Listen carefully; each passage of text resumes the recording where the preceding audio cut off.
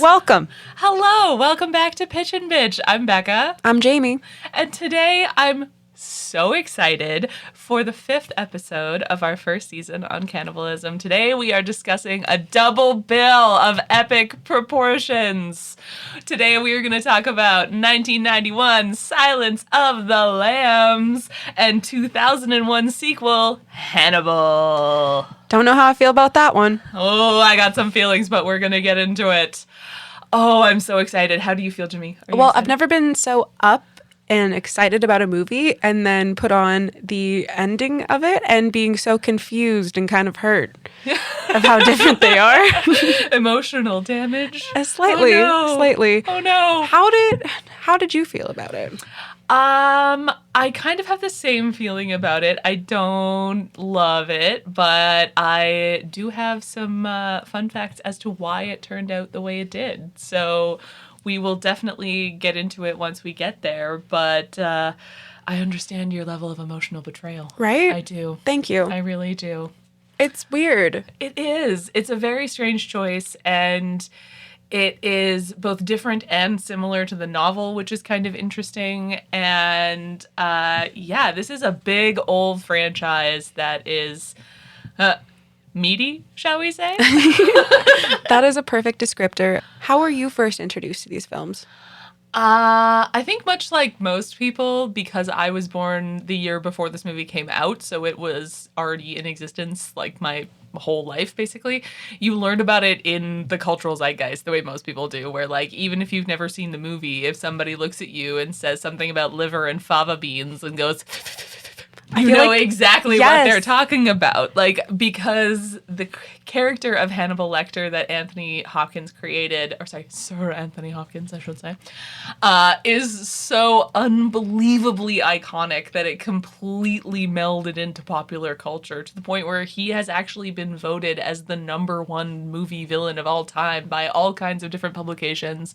The film has been voted one of the best ever made in a whole bunch of different publications as well. Like, He is on like the Star League for the roster of villains out there. Yeah, absolutely. Like, it is such an incredible performance. You understand why everyone is so obsessed with it. And I feel like there's so many that I'm going to go ahead and burn one of our fun facts really, really quick, which is that Anthony Hopkins in this movie as Hannibal Lecter has a total screen time of 16 minutes and 15 seconds, making him the person who has the shortest performance in history to win an Oscar for Best Leading Actor. Wow. He's literally in this movie for like 15 minutes, and he is one of the best performances on film possibly ever.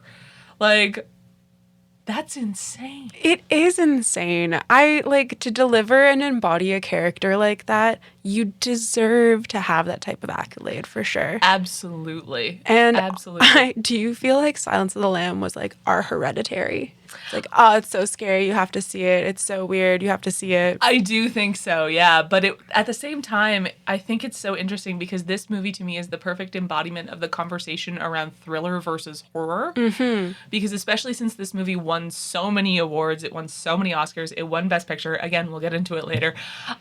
It was considered to be more prestigious and sort of like too good of a movie to be a horror movie was the attitude in the 90s, because horror was still seen as sort of like B grade, something only weirdos were kind of into, like especially post 80s slasher and all that stuff. They were in kind of the midst of that 90s horror slump because this was pre-Scream. So horror's reputation was not great at that point, which is so unfair and so unjustified. Yes, because we're only kind of weird, you know? Like, right? It's not just for the weirdos. It's for the weirdish. Exactly. Anyone who could be described as weird, which is most people. Yeah, that stayed consistent. Thank goodness. Exactly. So this movie, because it was so well made and so well acted, was considered a thriller. But I'm here with my hot take, which is to say this is a horror movie. There's no such thing as a thriller versus a horror. It's all horror. It's just some horror is more scarier. Oh my God. It's just that some horror is scarier than others.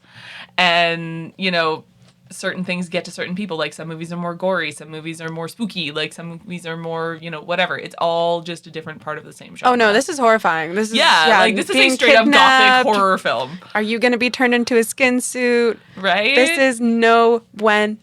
Are the lambs screaming? Like, it's a whole thing. Even the opening shot of this movie, I was struck by this watching it this time.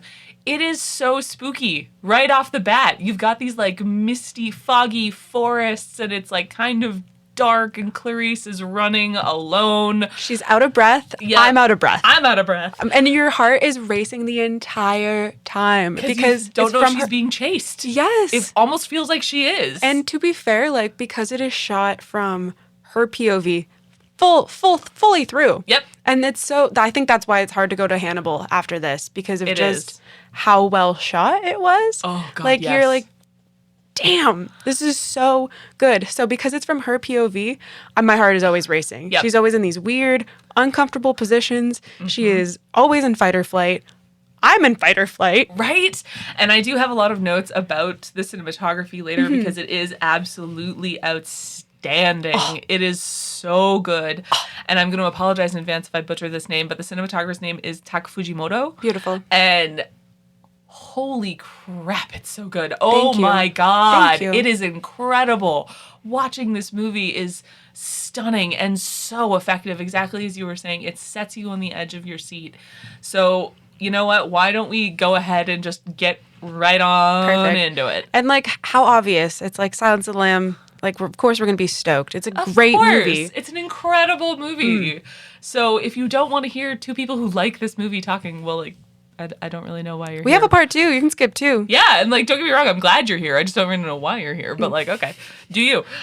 Just join us on the journey. It's great. Exactly. It's gonna be fun. Thank you. So let's roll our Yes. synopsis for The Silence of the Lambs. So this movie follows star student and FBI trainee Clarice Starling, played by Jodie Foster, who dreams of working at the BAU under the leadership of Jack Crawford, played by Scott Glenn, upon graduation. But before Clarice can finish her early morning training, she is recruited by Jack to assist in the hunt for Buffalo Bill, Ted Levine, a serial killer who may have just claimed the daughter of a U.S. senator as his next victim. And fun fact, yes, that is Ted Levine, who we talk about in our Hills Have Eyes episode. This was his star-turning role, and he is absolutely fantastic. So sorry, before you get back into it, the part where he goes, I gave you an A, and she has to go, it was an A-. What a jerk. Like, Right? what a jerk. I What a can't jerk. explain. I'm just like, everybody around you is awful. Oh, they're all awful. Except for her friend.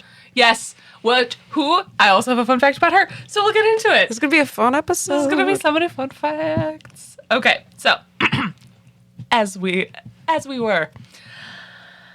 Clarice's mission is to question another killer, Dr. Hannibal Lecter, an imprisoned cannibal serial murdering psychiatrist, played by Anthony Hopkins. Jack and Clarice hope that by questioning Lecter, they will be able to better understand and catch Buffalo Bill. Lecter, however, will only help Clarice in exchange for insight into her own mind. After realizing that Buffalo Bill is killing women to create a skin suit, Clarice pursues her case to the very end. Meanwhile, Lecter escapes police custody by casually wearing the face of a cop he ate mere moments earlier. That scene, and I hate to say it because it is so brutal, is a work of art. It is. It is visually incredible. And again, this movie is shot so well. It's directed so well. It feels like a moving piece. I can't explain. Everything is laid out Perfectly. Yeah. Exactly. Right? So this movie was directed by Jonathan Demme. It's starring Jodie Foster, Anthony Hopkins, Ted Levine, Scott Glenn, and Anthony Held. It was released in February of 1991. Its budget was approximately... Or wait, would you like to guess? I feel like, okay, for that time, let's go for like 20 or 18 million. Ooh, she's right on the money, ladies and gentlemen. It was between $19 and $20 million to make this movie in Okay, 1991. that's hilarious. Perfect. So, crushed it. In its opening weekend, it earned $13.7 million and had a total worldwide box office of $273 million. This movie crushed. And Damn. you understand why. It's amazing. It's so hard for me to think of anything that would be bad about it. Like, I know, like, that's hard. Like, you would have to be so nitpicky, and I'm not going to be that person because of the rewatchability of it. Yes. That's the thing. Oh, I struggled to find anything that I could really complain about for this movie, realistically. It just doesn't really exist. This movie is so tight from back to front. Like, it is, as you say, just everything is so well thought out. It is so clearly executed that, like, you really have to get down to nitty gritty if you want to find anything, and it's all down to personal preference at that point. You can't even fault it technically. Like, did you not like how Jodie Foster like flipped her hair? Like, that's like, are you kidding me? Like, is that like, what is your, what's the probs? What's the issue? Like, what is happening here? Like, what are we doing? You know, and they pull. Like, it's hard. Like, I can't believe they called it a thriller because when she is abducted, she. Like, essentially, I called it pulling a Bundy. It was actually inspired by Ted Bundy directly. Ted Levine has said that. That was his part of his inspiration for Buffalo Bill was using Ted Bundy's tactics, which was to feign injury or need assistance and then trap his victims in the back of a van or a vehicle of some variety. In Bundy's case, it was like a Volkswagen Beetle. Yeah. Like, which is annoying because what a fun vehicle. Right? Like, how fun, rude. Cutesy little vehicle. How dare you? Yes, this movie actually has quite a few ties to actual true crime as well. It does. In that Jack Crawford as a character is actually created based on a real person who's John Douglas, one of the founders of the BAU. If you've ever seen Mindhunter, he's one of the characters on that show. Also great show. Oh, fantastic show. 12 out of 10. And Scott Glenn, who played Jack Crawford, actually spent time with John Douglas, who gave him a tour around Quantico and the BAU facility and spoke with him for quite a while, and actually at one point even played some tapes for him of real serial killers talking about their crimes, which I'm not going to get into because it's real gnarly. And Scott Glenn listened to, I believe it was 3 minutes before he had to tap out. And he said that not only did it wildly change his views on things like the death penalty, it was also a complete loss of innocence for him as a person. And he has never been the same since. Oof. Which, like, whew, oh my God. And I'll go ahead and burn yet another little fun fact about the production of this movie. While John Douglas was consulting on the movie with Scott Glenn, he was simultaneously in his professional life tracking Gary Ridgway, otherwise known as the Green River Killer, during filming, and did eventually catch him. It took him a few years, but he did eventually catch him. So that was happening simultaneously. And that will also come back later when we talk about this franchise, because it has more connections to it than you might know. So, with this movie, one thing that I was really struck by, both when I was watching it and then when I was doing the research afterwards, is how involved all of the people driving this movie are in the production. Beautiful. So, for example, you have Jonathan Demme, who is such an incredible director. This movie is, I mean, I don't even know if I can really find the right word for it. Like, it's so polished. It's so well made. Like, every detail is there. Yeah, the pacing is beautiful. The pacing is flawless. Like, oh my God. Because I actually forget that this movie is almost 2 hours. Yes. Because it doesn't feel like it. I thought this was like a tight hour and a half runtime. And then I checked when I was watching it and I was like, oh, we're at 1 hour 45 and I still got time to go. Hell yeah. It's not like when I was watching Hannibal this morning and I looked at the runtime. I was like, how is there a half an hour left? I thought I had been watching a lot, and I had not been watching not a lot at all. Yeah, it's just, that's why it was so stark. So stark was. of a comparison to watch them back to back. Again, like so many things. It really is. For Silence, like, my goodness, I can't get over how, like, it's like a progressive song. So it just takes its time getting into it. It really sets up the world. It really sets you up for, like, being curious and intrigued about Clarice and being intrigued about Lecter. And then there's just all these other layers. And you're able to do the beautiful Jaws method where you're kind of slowly being shown Buffalo Bill with all these like little pieces and stuff. You're not exactly showing the whole right away. Exactly. You're not showing the whole thing. I was going to say, Jimmy, come on. I mean, and I feel like Buffalo Bill would show. Also, how are you feeling about Precious being an accomplice? Because I think Precious possibly is an accomplice. I think I think Precious possibly is an accomplice, but I also suspect she has something akin to some kind of like, this is an outdated term, but like Stockholm syndrome kind of situation where like she's been with Buffalo Bill for so long that she's just trying to survive. So she's sort of become an accomplice accidentally. Okay. I think that's her vibe. Okay, Because cool. like when you see at the very end when she leaves with Catherine Martin, she's not like putting up a fuss. She's kind of No. just like hanging out. Which is also precious. Which is precious. But like I was actually thinking that this time when I watched it, I was like, I wonder if she kept her. Like, did she keep the dog, or did they put Precious up for adoption? Right? Like, what you Like, I guess they trauma bonded at that point. right? This is my question. Like, is she bonded to this dog, or does she want nothing to do with this dog? 'Cause I'm it glad we reminds could her of talk what this happened, out. right? Yeah. Like, getting down to the core issues in this film. To return to what I was saying, you have Jodie Foster, who really fought to play this role. Thank goodness. She wanted it. And they considered so many people for this role. I have a list later. It is wild. But she really, really wanted the part. And after meeting with her once, Jonathan Demme said, yeah, absolutely, it has to be her. And the opening training sequence that starts the movie was actually her idea. Originally, it was meant to be the drug bust scene that we see later. And her comment was, as the opening, she's seen that movie before. Like, that's not interesting. That's not new. That's not going to intrigue your audience. That's not going to set the right tone. So her idea was to have the training montage from Clarice's perspective and to really put you in her shoes in that way, which they then later carry through the film, which I'm sure you probably noticed.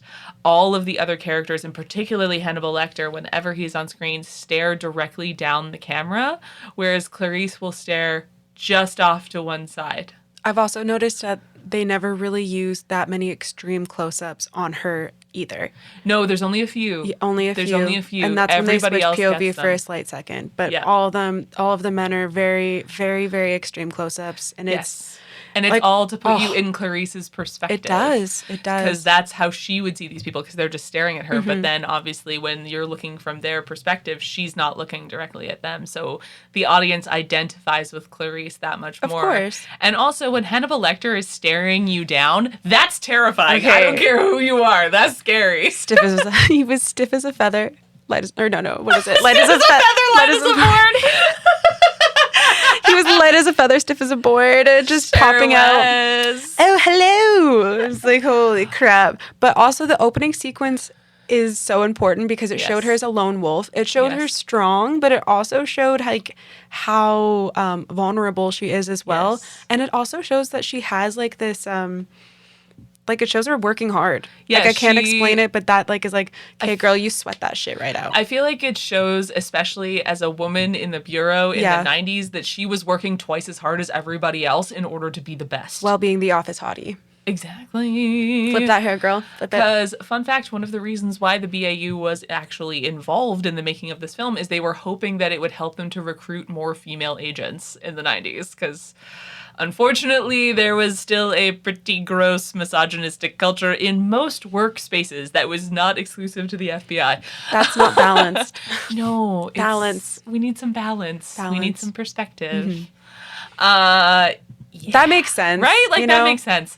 I would join. Made me want to join. Right? We're all I know joining. so many women who were like, yeah, when I was a kid, I wanted to join that. Or like they watched The X-Files and wanted to get into STEM because of Scully. Yes, but just strong female lead. Like, Yes. wait, what a good way to start. Exactly. And we love to see it. Yes. Anthony Hopkins and Ted Levine were also both instrumental in creating their own characters. For example, at the end of the movie, when Anthony Hopkins is in police custody and he's wearing his completely white Hannibal Lecter outfit, the original plan was to have him in either an orange or a beige prison jumpsuit. But Anthony Hopkins insisted on the all-white ensemble, saying he wanted him to appear sterile and like non-human.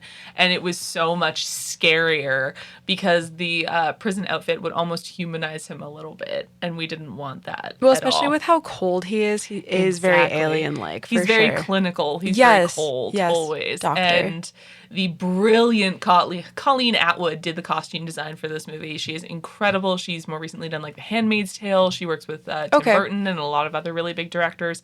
She does incredible work. If you're a costuming nerd like I am, I highly recommend giving her a Google. That was the other thing. The color undertones for this film were amazing because it was consistently brown. Always. There was a lot of texture to it as well, but like necessary texture. It didn't feel forced or anything like that. And because of the costume work and stuff and everything being consistently brown, it's great that they like really took their time and thought of how the pieces should look.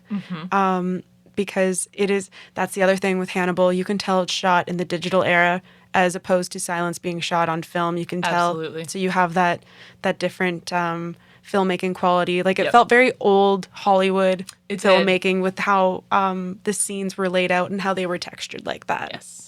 And also, there's so many jokes about it online, especially with the popularity of things like Stranger Things and stuff like that, where you have the sort of like late 80s, early 90s aesthetic, and it's all these like really bright colors.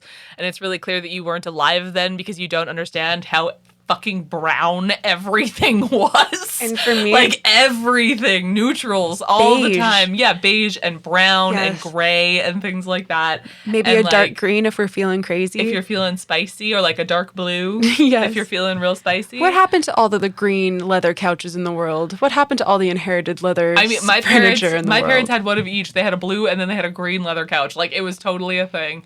And I feel like this movie, because it was made at that time, it is kind of coincidental. It's not, like, part of it's on purpose, like you were saying, but a lot of it is just the fashion and, you know, the cars and the interior design and all that stuff of the time. This is such a fun little time capsule in that way for anybody who was alive and aware in the early 90s. And luckily for that, it's such a friggin' mood. Oh, it is. It's perfect. It works so perfectly. And the overcast, that was the other problem I had with Hannibal, is like, you can tell a lot of it was shot in daylight. Yes. And then everything was blue. Yes. It digitally added blue, which is not beautiful. Same. Or I don't know how they did it. Like, they could have been added later. Filter that was on like everything, because it came out in 2001, which is when they really started using that. It was like 2001 to like 2006, 7, somewhere in there. Everything was blue-gray. Yes. Always blue-gray. Blue-gray. And you're like, okay, we understand that filters are new and this is exciting, guys, but like we need to maybe not use it on everything. Not on everything, and then it just makes it look so cheap, as opposed to just seeing like the art and the effort in silence. Right? Well, also, what got me in Hannibal is when you look at the makeup effects in Hannibal, which were done by the great Greg Canham, the makeup is phenomenal. Like, the effects are there. They actually blend CG, makeup, and puppetry in certain scenes. So you know they know how to do it. They know how to do really great practical filmmaking. So my question is, like, why bother with the filters and stuff? Why not do it practically? Right? Because you know how to do it. Like, Ridley Scott knows how to do that.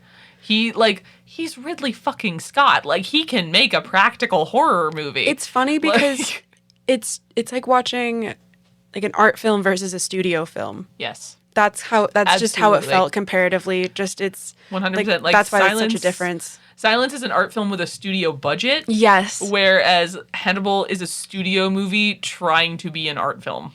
Yes. And it doesn't really work. Yes. Also, because as much as I love Ridley Scott, you know, Alien forever, like, love him, he doesn't make art films. That's not really what he does. He makes interesting films, don't get me wrong, but he doesn't make art films. Totally. So I feel like having him as a director, while I don't think it's a bad choice, I also don't know if he was the correct choice. I know that because I haven't seen that movie in particular in years. So Alien? I like Hannibal. Oh, okay. I was like, girl. But for Hannibal, like I haven't. So I just, I was shocked to see Ridley Scott's name attached to it because right? it always seemed forget like an that it was interesting him. feature. Yeah. Because Alien's amazing. And he had just made Gladiator the year before. What a strange choice. Right? I don't know. It was kind of odd, but he really loved the script. He loved the story. He really wanted to do it. It was like a It whole feels thing. more like an action movie in a weird way. Well, it feels like a Ridley Scott movie. And that's not it a bad does. thing, No. but I just don't know if it works for the tone of this I liked movie. Napoleon. Like The one person who liked Napoleon. I mean, fist up in the air. I liked Joaquin! Napoleon. Yeah. Yeah, he just seemed like a little weirdo. It was great. Absolutely. Who was like so horny for his wife. Yes, and it's Joaquin being Joaquin. Right? I honestly... He Joaquinin it out. I'll take most Joaquin, to be honest with you. I didn't get through more than 30 seconds of Joker 2, but that's the only one that I was like, nah. Other than that, I'm down for some Joaquin. When Clarice is sort of, I guess, recruited by Jack would be the way to put it, I love that she actually christens Hannibal the Cannibal. Right? Because I feel like it's such an obvious joke in that way. And like that is from the novel. It's supposed to be what the press calls him and all this stuff. And it's the only time she ever refers to him as such. Other than that, she always calls him Dr. Lecter, which I think is interesting that she's showing him this sign of respect, which like at first I think is very much placating his ego. But then it almost becomes like, no, she does actually respect Dr. Lecter, which is such a cool choice. I think is really interesting to see how their relationship progresses over the course of the film. Humanizes her. Absolutely. But it also shows you just how like insidious Dr. Lecter actually is. Like she knows this man is a cannibal. He is going to eat her if given the opportunity, at least in her mind.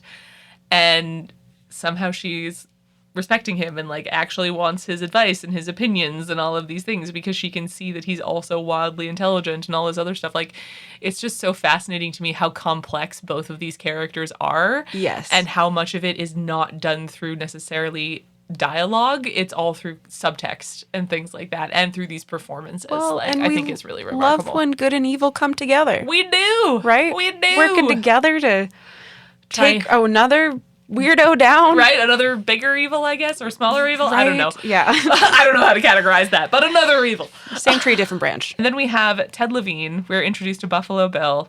Ted Levine, a.k.a. Big Papa Bob from The Hills Have Eyes, with his heart condition when he was much younger. Putting on a really nice voice for us. I'm guessing that was before he became a cop. Yeah.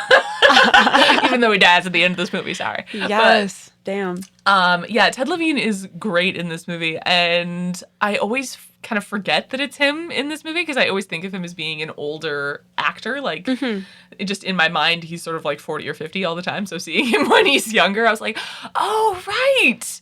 That's you. And I mean, even him, he is so iconic in this movie. Like, who else could actually convincingly deliver the line, it puts the lotion on its skin or it gets the hose again? Like, when you think about it, that's a kind of a ridiculous line. And if it was delivered wrong, it would definitely veer into camp in a very, very big way, which wouldn't necessarily be bad, but that's not the tone of this movie. This is a serious movie. And so seeing Ted Levine being able to do that and making Buffalo Bill genuinely so scary, especially in the scene where he takes Catherine Martin and you see that switch happen where he goes from pretending to be this guy with like, I think he has a broken wrist or something he's pretending. And then all of a sudden he knocks her out and you see him like obsessing over her skin and your skin just starts to crawl. You're like, oh God, no. Like it just bothers you so much, and he's so good. And again, he doesn't have a ton of screen time. No, but it's impactful for sure. It is, and most of this movie is Jodie Foster, like, which is why obviously her performance had to be as strong as it is to carry this movie. But that said, the supporting cast is still unreal. Like, it's so good. Going back to the complexity you were talking about, especially in Jodie Foster, because she's new, so she's going through all the feelings of being a new person in her office, like trying to break from trainee to actual agent. And then you're also dealing with the PTSD of losing your dad and kind of growing up orphaned and trying to care.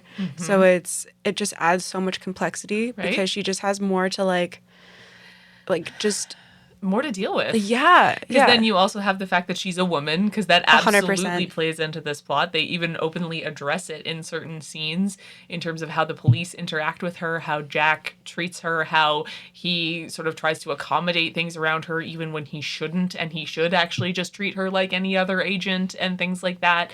And then there's also the whole conversation about, like, does Jack have a thing for her? Are they potentially going to be a couple or something like that? Which, personally, I don't think they're going to be a couple. I think he might have a thing for her. I kept calling Chilton the puffy-haired weirdo.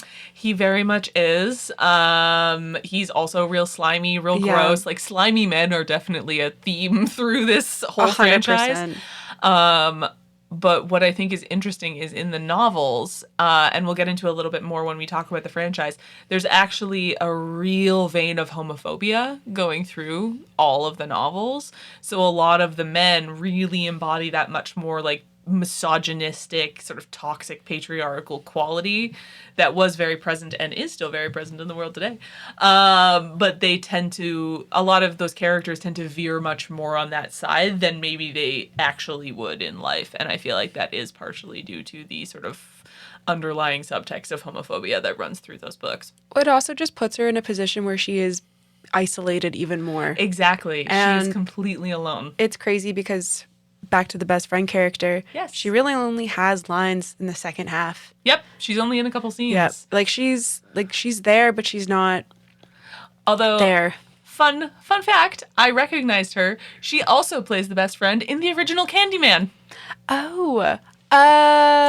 Same actress. A horror icon. Freaking love Candyman. Me too. The original. Absolutely. It is one of original's my flawless. all-time favorites. Yeah. And Okay, this that's actress, perfect. right? This actress shows up in 2 absolutely iconic horror properties, and I'm like, excuse me, ma'am, I looked her up and she's still working a bit, but like, we need to bring you back for more iconic horror, please. For real. Like, come on. You're a staple. Exactly. She's great. And she's great in both movies. She's really good. She She is. given a ton to do, but she's really good. No, for this movie, she really is the only corner of support she has. Exactly. She is the only, of course, it's the only real positive and reassuring character is going to be her. Jax Crawford is giving her mentorship in He's a giving weird her way. professional support. Giving her weird vibes. Yeah. He obviously sees potential in her, but also has used her as a pawn in this weird Lecter game that he thinks he's going to win. Yeah, which shows he also doesn't really understand who he's dealing with. Exactly. But Clarice does. All the men underestimate him. Exactly. And she doesn't. Mm-hmm. Which is the key difference. But I would also argue that without her best friend, she may not have solved the case because they solve it at their cute little pajama party. Exactly. They start to figure it out. So without your bestie, I'm sorry. It is so true. No serial killer stands a chance against 2 women who are determined to investigate that shit. It just makes me want to say shout out to work friends, shout out to people that you make friends with at work. Shout outs. Hey, friend. That's us. I think for me, one of my favorite parts of this movie actually is the establishing shot for Hannibal Lecter when we first meet him. And this is also my argument for people who say this isn't a horror movie. Watch this sequence and tell me it's not. You literally have a cannibalistic serial killer in a dark, dank, stone dripping dungeon in a basement, and you're telling me this isn't a horror movie? Light as a feather, stiff as a board. Exactly. That's how he just pops out. It is, and just even the walk to it. Exactly, her lead up to this cell where she doesn't really know what she's gonna find, and then you get this shot that, if you watch it, Anthony Hopkins' eyes actually follow the camera as it goes along in this long pan in front of him, and he's just there embodying that character immediately before he even says anything. And this is one of my favorite fun facts about this movie. This has one of the most misquoted lines of all time. It is. Because in this movie, he does not actually say, "Hello, Clarice." No, he doesn't. He says, "Good evening, Clarice." Also, I feel like at one point, I always mess up the beans. Ah, yes, the fava beans and a nice Chianti. I don't think I would choose beans. I mean, fava beans can be tasty, but with liver, I don't know. It would depend how you prepared it. Well, you know what? I'm not a cannibal, so I don't know what side would be the best. But I would maybe true. a risotto, with a human liver. I don't know. When I think liver, it's maybe make a pate. Yeah. Kind of a situation. What are we doing here? Although, fun fact about me, I actually own the Hannibal TV series cookbook that was released by their food designer and production designer. Sometimes it's good to be got. And it is a really cool book, actually, if you're at all interested in the production design. She tells a lot of stories about how she achieved certain effects, and like she goes into the makeup and stuff, and it's really interesting. But there's also some recreations of the recipes from the show, and I don't honestly remember if one of them involves liver, but probably. Oh, but the makeup design in general is like wonderful. It is really good. You know, it's kind of funny because I feel like Hannibal really like doesn't shy away, as Silence in a weird way does shy away. Yes. So it makes it more impactful for when it does happen. Absolutely. I think that very much just has to do with when the movie was made. Totally. Because in 1991, you couldn't show nearly as much as you could in 2001 in terms of gore. Just like your rating would go up too high, it would run into issues with release. Like, you just couldn't really show that. And they actually talked about that when Hannibal was released, because people were saying, like, this is way more violent, this is way more dark. And their comment was like, yeah, audiences have been a lot more desensitized in the past decade. So now if you want something to be shocking, that takes a little bit more effort than it used to, which I do think is true. But I also think that, like, the idea of having your violence be more minimal but more impactful still absolutely applies. So I don't know if that's really a convenient excuse. Yeah, because you have to create atmosphere. Like, Absolutely. a lot of these situations, it is atmosphere. When she is going through Buffalo Bill's House of Horrors, you feel like you can smell it.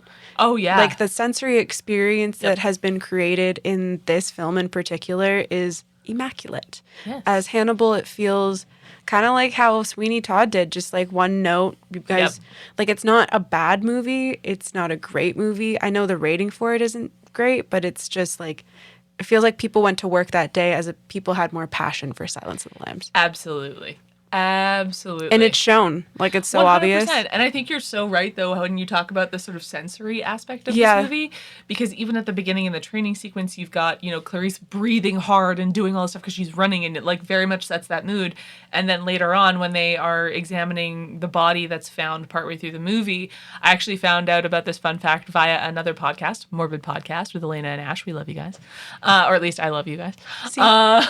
Because Elena Urquhart, who's one of the co-hosts of that show, is a former autopsy technician. So she talked about that scene a lot. And there's a moment where they put, it's basically something akin to like Vicks Vapor Rub underneath their noses when they're examining the body. And the idea is that it's supposed to like hide the smell. But as anybody who's ever smelled something like Vicks knows, that's not how that works. It actually opens up your nasal passages. So you're going to smell 10,000 times more than you normally would. And it would almost be like a test for Clarice from these other officers to see if she can stand it, which was a really interesting layer that I didn't really pick up on, because I just assumed like, oh yeah, you know, it's a corpse, it's going to smell fucking terrible. Like, you're going to try and hide that as much as you can. But when I thought about it, I was like, yeah, that actually makes so much sense. This is something that opens up your breathing passages because it has, you know, eucalyptus and all this other stuff in it. Well, on top of that scene too, like, it's great how she commands all the officers to get out. Absolutely. And going back to like why you just feel more for Jodie Foster's character is because she has to do so much emergency flirting. Oh God, yes. Just the amount of like sort of eyelash batting and flirting Comments. that she has to try. And she was pulling out some good game right there. She was, especially with Dr. Chilton when she goes to meet Hannibal, because he's so skeezy and gross and literally is asking her out and hitting on her. And she knows she can't tell him to leave her alone because she has to deal with him professionally. And just like being stuck in that scenario sucks so hard. And then seeing her have to try and flirt her way out of it when she clearly does not want to. Oh, horribly relatable, like relatable in the worst possible way. I have to stop making the sound. But that's what it is. But it's like, just awful. It's like, awful. That's the only thing I can call it too, is emergency flirting. It is. It's emergency flirting. It's flirting to preserve either your safety or your professional standing or something like that. It is nothing to do with romantic interest. It is not about that. It is, I don't want you to flip out and either like hurt me or ruin my life, so I'm going to flirt with you a little bit to placate you. And then is what's happening here. You just feel so bad for her for having to do that because they keep bringing up her past. Yes. Especially with the scene previously and how they blended her walking up to her father's casket. And like that was, 10 out of 10. Such a beautiful scene. For so sure. good. Yeah, and the fact that she's like constantly, basically no matter what direction you look at Clarice's life, she's fighting in some capacity, be it to, deal with her issues with her own issues with her past, other people bringing up her aspects of her past, trying to survive Dr. Lecter, trying to, get through her meeting with Dr. Chilton, like whatever it may be. She is just constantly in fight or flight for this entire movie. So it Fight, really... flight, or flirt. Always, exactly. And like, again, it's that sensory aspect where you are on edge because she is on edge. Always. She never has a moment of calm, a moment of respite, like nothing. The closest you get is the scene with her best friend. And even then, they're still working on the case. They're still trying to figure it out. There is no moment of calm in this movie, which is part of what makes it so good. That tension is established immediately and is consistent through the whole film. And like you were saying, once you get down into Buffalo Bill's House of Horrors, which is, again, so sort of sensory driven and disgusting, especially when you get into the night vision sequence at the very end, that is masterful. Because you, despite being in Buffalo Bill's POV, you identify fully with Clarice. You are waiting to see what she's going to do. You want her to survive. Like, you are with her. You feel that level of terror because you know that, like, obviously she can't see Buffalo Bill. Your heart never stops racing. Yeah, never. And it's only in that final moment when he cocks that gun and she turns around and just, like, empties her gun into Buffalo Bill. Even then, you're like, oh my God, did she get shot? Is she okay? Oh my God, what's happening? What's happening? Like, I'm jumping a little far ahead in the plot here, but, like, no, it's perfect. just so... It's such a tense, incredible scene that even as the audience, once you realize she has shot Buffalo Bill, that tension doesn't stop. No. And I feel like that's also what makes it so great, is that's realistic to life, because you don't have that immediate sense of relief when you're still in an emergency situation. It's only later that your nervous system is finally like, okay, I think we can maybe breathe now. Like, so it's such a great sequence. Like, and I can't say enough I'm about not a gun expert or an ammunition expert, but they do have an emphasis on what type of bullets that she's using, because she pulls them out and they're like a very specific, gonna fuck you up bullets. They were standard police issue at that point, so that was very important. Although I did read, when I was reading about this movie, apparently the gun that Buffalo Bill uses in that sequence, I don't remember the type of gun because I'm also not a gun person, he actually wouldn't have to cock it in real life. Okay. He would have been able to just start firing. Yeah. So it's actually kind of an inaccuracy that he has to do that. So if there are any gun nuts out there, we see you. We know that that's wrong, but it's essential to the plot. Okay, so. cool. Yeah, exactly. Yeah, but technically he wouldn't actually have to do that. Okay. Fun fact, gun facts. Gun facts. From your most uneducated gun people. Yeah, from the, like, least gun enthusiast people, basically, ever. And guess what? This is one of the times I don't care if I'm right or wrong. Thank you. Nope, don't care. Thanks. Could not care less. Weapons. We're super Canadian. Yes. Can you tell? But it's a horrifying scene. Sensory scene. It's great. And I mean, even the more subtle scenes, like, the scenes of Clarice and Hannibal Lecter talking where he's asking her about her past and all of this stuff, realistically, like, in terms of physical danger, nothing is happening. They're just having a conversation. But those scenes are so emotionally taut and emotionally driven. Like, you see him and he finds that little, like, trigger, that little tick in her, and just starts to very slowly peel back the layers and pick at it. And you can see the wheels turning in his mind as he's doing this, and you see her understanding what's happening, but knowing that she has to sort of concede and give him that level of vulnerability in order to be able to get what she needs, which again is very similar to what you're saying about flirting for survival. It's all very similar, and it's Clarice, especially as a woman, basically being forced to be vulnerable, to be exposed, to be all of these things that the men around her cannot, in order to solve this. Because if they were able to do that, they wouldn't have needed her. They would have been able to do this on their own. That's why it's a really cool blend of like a whodunit and a cat and mouse game, but it's more on the whodunit aspect, which is more engaging, to be honest, because you're trying to put the pieces together, and there's a time aspect, which is great. Like, there's just more stakes involved. Yes. Which obviously, like, makes a better movie. Yeah, I do think establishing the timeline where Buffalo Bill only keeps his victims for like a couple of days, I do think was really smart because Yes. it lights that fire under the plot in the movie. So you do have the time limit, which keeps everything running very tight because otherwise and I think that's kind of what happens in Hannibal, where you just have these scary elements and you're like, okay, let's just see where this goes. Like, let's see where Hannibal goes and stuff like that, which is interesting for a writer's room, but I don't think it works as a movie. Yeah. And that's my problem. With Hannibal especially, I'm unclear of people's motivations, even though there is clear motivations, because I don't really know their backstory well enough. Exactly. I feel like there's a lot of stuff that's missing. I'm not really rooting for anybody. And then, you talk about short screen time, like Julianne Moore as Clarice, her screen time is so minimal. Like she doesn't really feel that a part of the story. And then that's a weird cat and mouse game for, I don't know. You can't watch Silence of the Lambs and then watch Hannibal after and have the same feeling, because I was so stoked after Silence. Right? Silence is so great. It does leave you on that high, too, because, like, Buffalo Bill is dead, Jodie Foster is graduating, and Hannibal Lecter's on the loose, and he's coming for Dr. Chilton. And that girl's getting out of the hole, okay? Yeah, and Good she got for out of her. the hole, and, like, she's taken... We were talking about this, like, she's taken Precious... Yeah, she's taking Precious. And I feel like, Jayme, you should maybe pose your question to our audience, which is... Do you think Precious is an accompli? And I was going to say accomplice, but because Hannibal says accompli in Hannibal, I think it is accompli. So I want to be correct, yeah.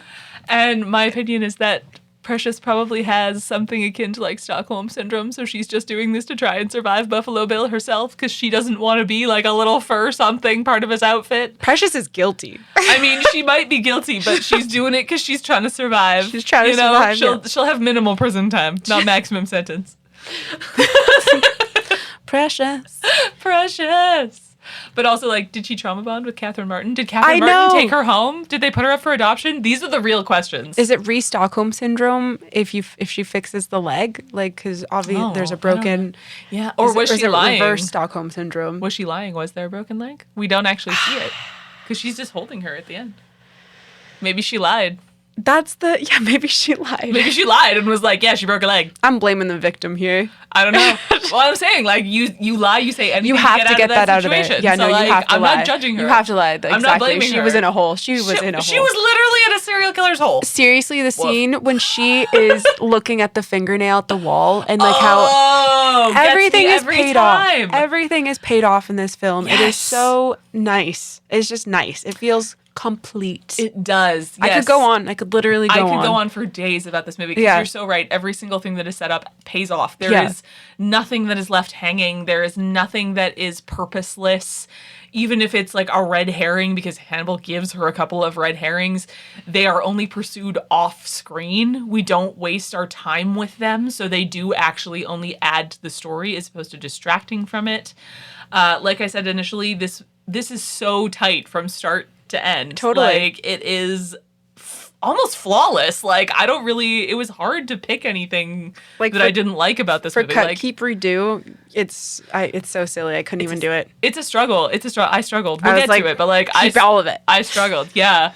For me, I think the only thing that I don't love about the ending is actually the final shot the final shot of Jodie Foster, where she's on the phone just looking in the camera saying, Dr. Lecter, Dr. Lecter, Dr. Lecter, over and over again. And it's not because it's bad, it's just because I don't know that that's really realistic dialogue.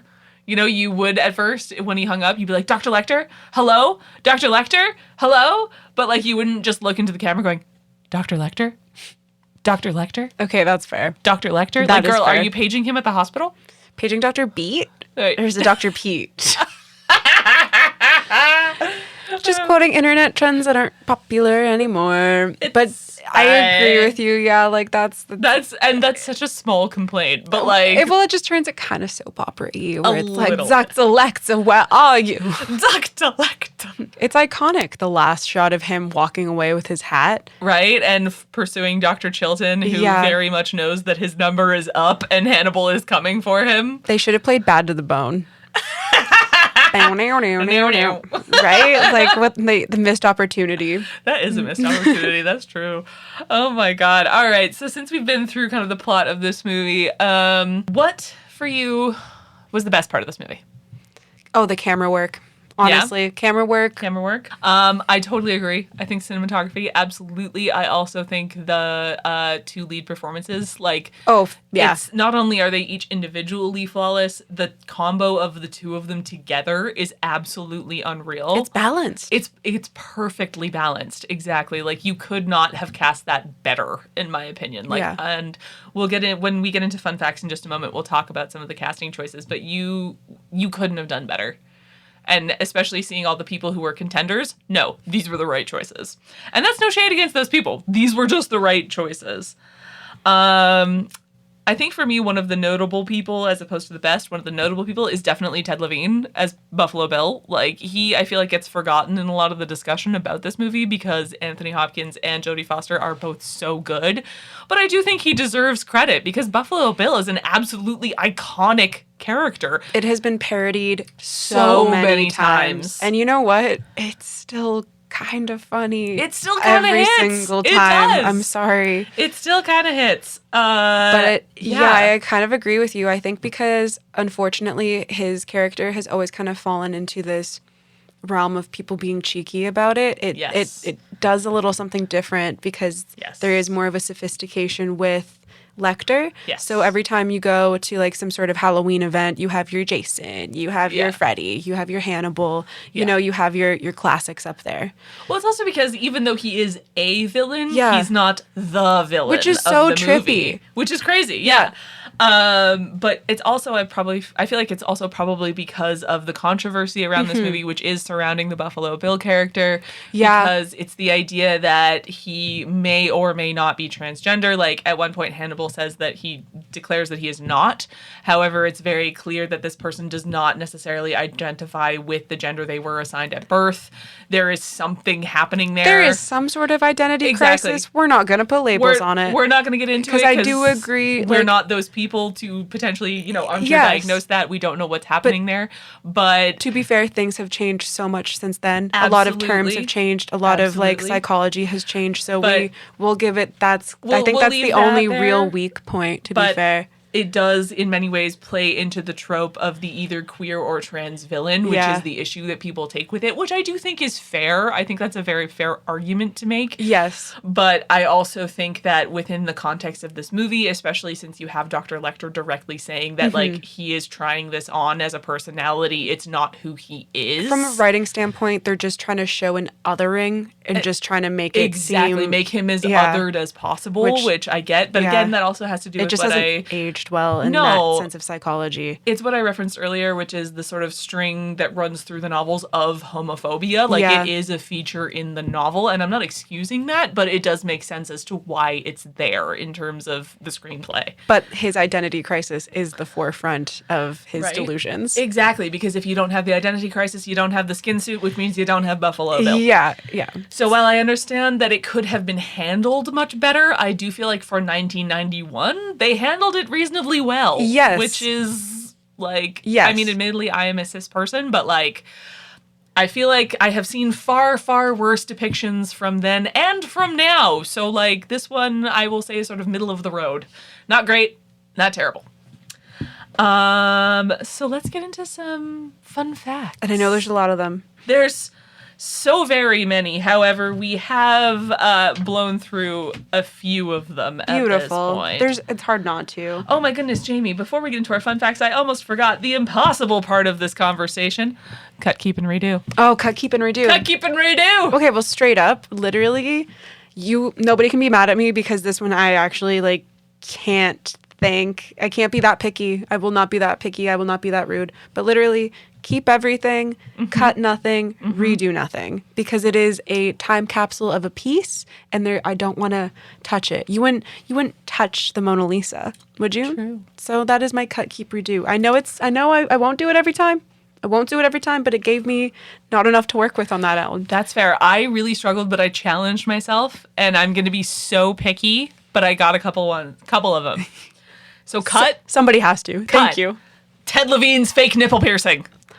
Yes, Because that fake please. nipple was way too brown and it looked weird. And like, I get that you're trying to make him again like othered and kind of strange, but like having a nipple piercing, one, that's so 90s. That was such a 90s trend. And I'm assuming it's weighted. It was Ew. weighted. It had like a little weight like bell on it kind of thing. I don't want to yuck people's yum, but not just, for me. like, I I agree. also- It lingered. It lingered. Right? It lingered. And like, I also just feel like, I don't know, like, we have the one shot where it's literally just opening on his nipple piercing and stuff like that. And like, it shows that he has a few tattoos and things, which in the early 90s was still very taboo. And I get that. But I don't know. I feel like it was just, I don't know. It was a little weird. So I was like, we could skip it. Like, it's good, but we don't need it. We could skip it. Thank you. Then Yes. the only redo I had were actually casting, which I would recast. I'm so sorry. Anthony Held, who played Chilton. I think he was great. Don't get me wrong. He did a really good job, but I just don't know that he's quite as strong as the rest of the cast. He felt two-dimensional for Yes, sure. he did. He felt, and it's only comparatively speaking, because he's actually a really good actor. He was on Star Trek for years. When I was a teenager, I actually saw him in a play once, which was kind of crazy because I was like, why do I recognize this dude?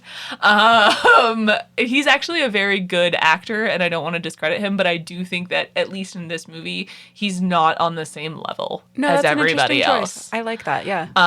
Because Chilton does feel quite two-dimensional, and he's supposed Yeah. to. He's kind of a two-dimensional character. Not Like, he everybody doesn't- can be complex. Well, I mean, he just doesn't have a lot to him. He's supposed to be very superficial and like a lot of other things. So like that works for his character. It's not a bad choice, but I do think you could have made him a tiny bit more interesting. So that's my keep redo. That's a solid cut, keep, redo. I like it. you. Thank you. For any other sort of like notable things, I do think that particularly the special effect of Buffalo Bill's victim, where we actually see her corpse, we see the sections of skin that are removed, we see his skin suit at the end. Like, the effects in this movie are great, especially for 1991. Like, they are so good. They're really well shot is the other thing. Like, Jonathan Demme clearly understands how to work and how to light makeup, like how to work with it, how to shoot it correctly, because often you'll have a beautiful makeup application, someone will light it wrong, and it's going to look like garbage. So it is actually a lot more collaborative than a lot of people think. So that looks Well, and as TVs incredible. get better too, Exactly. so does like being able to see the quality of the makeup. So when you're watching it on a bigger screen and higher quality, it's nice that it's still coming through as good. I agree. The Right? Like, autopsy scene, the skin Great. suit, even the Polaroid details of how Yes. things were laid out, like, are so flawless. Like, there's Yes. no other. It is really good art. I'm not gonna it's lie. really, really good. Exactly.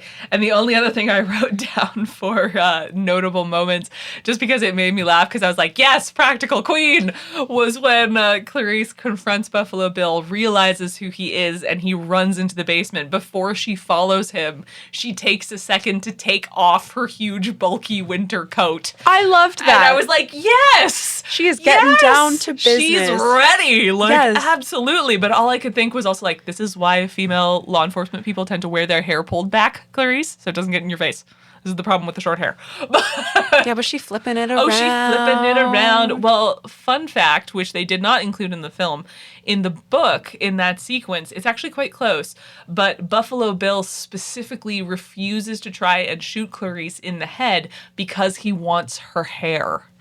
He loves how beautiful and thick her hair is, so he's trying to shoot her in the chest so that he can salvage her hair later. Well, I like that for motivation as well, because he's Exactly. trying to get a better shot. It just adds to the intensity. Exactly. That's why And- he doesn't just pop one off in her head when she's directly in front of him, is because he wants that hair for himself. What's the biggest comparison from the books to the movie for silence?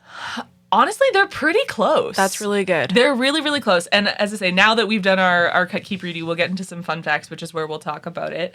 It was adapted by Ted Talley, who is actually good friends with Thomas Harris, the writer of the book franchise. So they collaborated quite closely when writing this screenplay, which for me, that's always when you're going to get the best adaptation, is when that happens. Truthfully. Right? Like, oh God, so good. But this movie had quite a journey before it came to our screens. The novel was published in 1988, and originally the rights were actually purchased by Orion, which was the distribution company, which is now defunct, that made this film. But they were split with Gene Hackman, who was going to direct and possibly star in the film as either Jack or Hannibal. And he agreed to pay out of pocket, split the cost of the rights, which was $500K total, so $250K out of his pocket, in order to make this movie. And this was actually prior to the novel's release. The rights had already been optioned before the novel was released because Thomas Harris had already been kind of established as an author at that point. And unfortunately, when Hackman had the project in development, the funding fell through, so it didn't wind up happening. And he also decided at the same time that for the sake of his children, he didn't want to take on more violent roles at that point. So he decided to move on. And Jodie Foster had actually tried to purchase the rights herself around the same time, but Hackman outbid her, so she didn't wind up getting them. So she was on this project from day one. She wanted this so badly. So the part of Clarice Starling was shopped around Hollywood for a really long time. It was notably turned down by Michelle Pfeiffer, Meg Ryan, and Laura Dern before Jodie Foster was cast at Ted Talley's suggestion. He really wanted Jodie Foster. Molly Ringwald actually even auditioned, but she was considered too young for the part. Jodie Foster actually won the role after a single meeting with John Demme because when she approached him down the hallway wherever they were meeting, he liked her focus and determination while she was walking and felt like she'd be a good Clarice. The actors considered for the role of Hannibal, whoa, God, there were so many of them. The original plan, who I believe Ted Talley actually wanted, was Sean Connery to play Hannibal, which would have been kind of an interesting choice. We also had actors who were considered were Al Pacino, Robert De Niro, Dustin Hoffman, Jeremy Irons, Derek Jacobi, Daniel Day-Lewis, Patrick Stewart, Louis Gossett Jr., Robert Duvall, Jack Nicholson, Ken Branagh, Morgan Freeman, and even Forrest Whitaker were all considered before they landed on Anthony Hopkins. Okay. That is it's like, who do we got? That was everybody at the time. It was everybody. Honestly, everybody at the time. It was everybody. They offered it to everybody. De Niro would have been an interesting choice because of Taxi Driver. Right? That could have been interesting. I'm glad it went the way that it did because I can't really picture anybody else being this character. No. Like, I think they all would have brought interesting different things to it, but I don't think it would have been successful in the way that it was with anybody else. Like, I've never met Anthony Hopkins, but he brings a certain coldness and emptiness to him that really helps embody this character because you don't really ever know what he's thinking because he definitely has that blank face, but also like inquisitive face, but also like I'm scared of you face. Well, I feel like a lot of face. With Anthony Hopkins in any given role, he is always in his own movie. Sometimes we're all in the same movie, sometimes we're not. Anthony Hopkins was offered the part based on his role in The Elephant Man, and said that Silence of the Lambs script was the best script he has ever read, even to this day. It was the best script he has ever read. Although before he read the script, when his agent first said he was going to send it over because of the title, The Silence of the Lambs, he thought it was a kid's movie. Which, like, could you imagine Hannibal Lecter in a kid's movie? That doesn't sound friendly. No. What kind of weird childhood books did you have? Maybe like a really scary fairy tale or something? Yeah, Cat in the Hat. Just, that's where it's at. Simple. Classic. Yeah, simple. This movie, so this is actually my favorite fun fact about this movie. This was a last-ditch attempt by Anthony Hopkins to have a career in Hollywood. Because he had been trying to break through in Hollywood since like basically the late 70s. And in America, he couldn't really get a lot of film work. Like he was in The Elephant Man, he would sort of pop up occasionally, but he could not break through. And it was getting to the point where he had basically told his agent that if Silence of the Lambs didn't work out, he was moving back to the UK and he was just going to be in theater. And, which sounds fun, by the way. It does, but like I'll just go work in the theater. I'm like, I mean, yeah, apparently he was getting really sick of doing Shakespeare was his problem because he kept getting cast in Shakespeare over and over and over again in the States. I can see that, of course. But he did Silence of the Lambs as like a last-ditch effort, and then he became a household name and a huge, like we were saying, like a cultural icon, literally, because of it. So good choice on your part to do this movie. he's spoken about the fact that he was actually intimidated to meet Jodie Foster when he was doing this movie because she had won an Oscar the year before for the movie The Accused before doing this movie. Plus, she has been working a very long time as well. Oh, yeah. She had been working for well over a decade at that point, like, because she was a child star. She had been around forever. I love that, honestly. I love that he was intimidated. That's so beautiful. Absolutely. And apparently she was absolutely petrified of him on set because he was so scary. So they, like, didn't really talk to each other while they were shooting. It wasn't until, like, afterwards that they finally started talking. Anthony Hopkins has also famously said that he based Hannibal Lecter on a few different things. His speech pattern, despite rumor, was not based on Katharine Hepburn. It was actually based on Truman Capote. Okay. So if you ever listen to any recordings of Truman Capote, he has a very similar cadence and speech pattern to Hannibal Lecter. I'll be honest, it's kind of a silly voice. A little bit, but it also kind of works, which I'm into. Yes. He also based it on HAL 9000 from 2001: A Space Odyssey, which is the machine that actually is the villain. Daisy. I'm afraid I can't let you do that, Dave. Oh, terrifying. This is why I don't have Siri or like a smart house. This is why I've seen 2001 too many times. And the other inspiration for Lecter was actually based on reptiles. And that has to do with the fact that reptiles do not blink nearly as much as humans. So if you watch the movie, Hannibal only actually blinks once or twice in the entire film, and it's very intentional every time he does it. He is trying to break your gaze. Because other than that, he is just staring you down. You have nowhere to run, and it's so creepy. So Jodie Foster also spent time with a real FBI agent named Mary Ann Krause in order to prepare for her role. Mary Ann Krause wanted to help recruit more female agents for the BAU at the time. She also suggested the sequence early in the film where Jodie Foster is crying next to her car, because what she said a lot of people don't realize is that FBI agents do actually have to take that time for that emotional release in order to be able to do their jobs. So does just people in customer service. Sometimes you just gotta take that moment and cry. It's okay. Girl, it's so much. Sometimes you go from day 60 not crying at work to day 0. It happens. It's okay. Have that release. Do it. It's allowed. All good. It's allowed. FBI agents. Customer service people. Yeah, everybody. Corporate people. Whenever you need it. Yeah. Just do it. It's better to do that than keep it bottled inside. That doesn't Release. So the infamous Goodbye Horses Buffalo Bill dance sequence that I can't sing for copyright reasons, but I'm sure you're all singing in your heads right now. That was actually not originally in the screenplay. It is in the novel, but it was not in the screenplay. And Ted Levine insisted that it be included because for him, he said it was absolutely essential in defining the character, which I do actually think is true. I think that's so fair. And like, you know, we were saying stuff about the portrayal in this movie, but like seeing him have that identity crisis on screen, I think is so pivotal.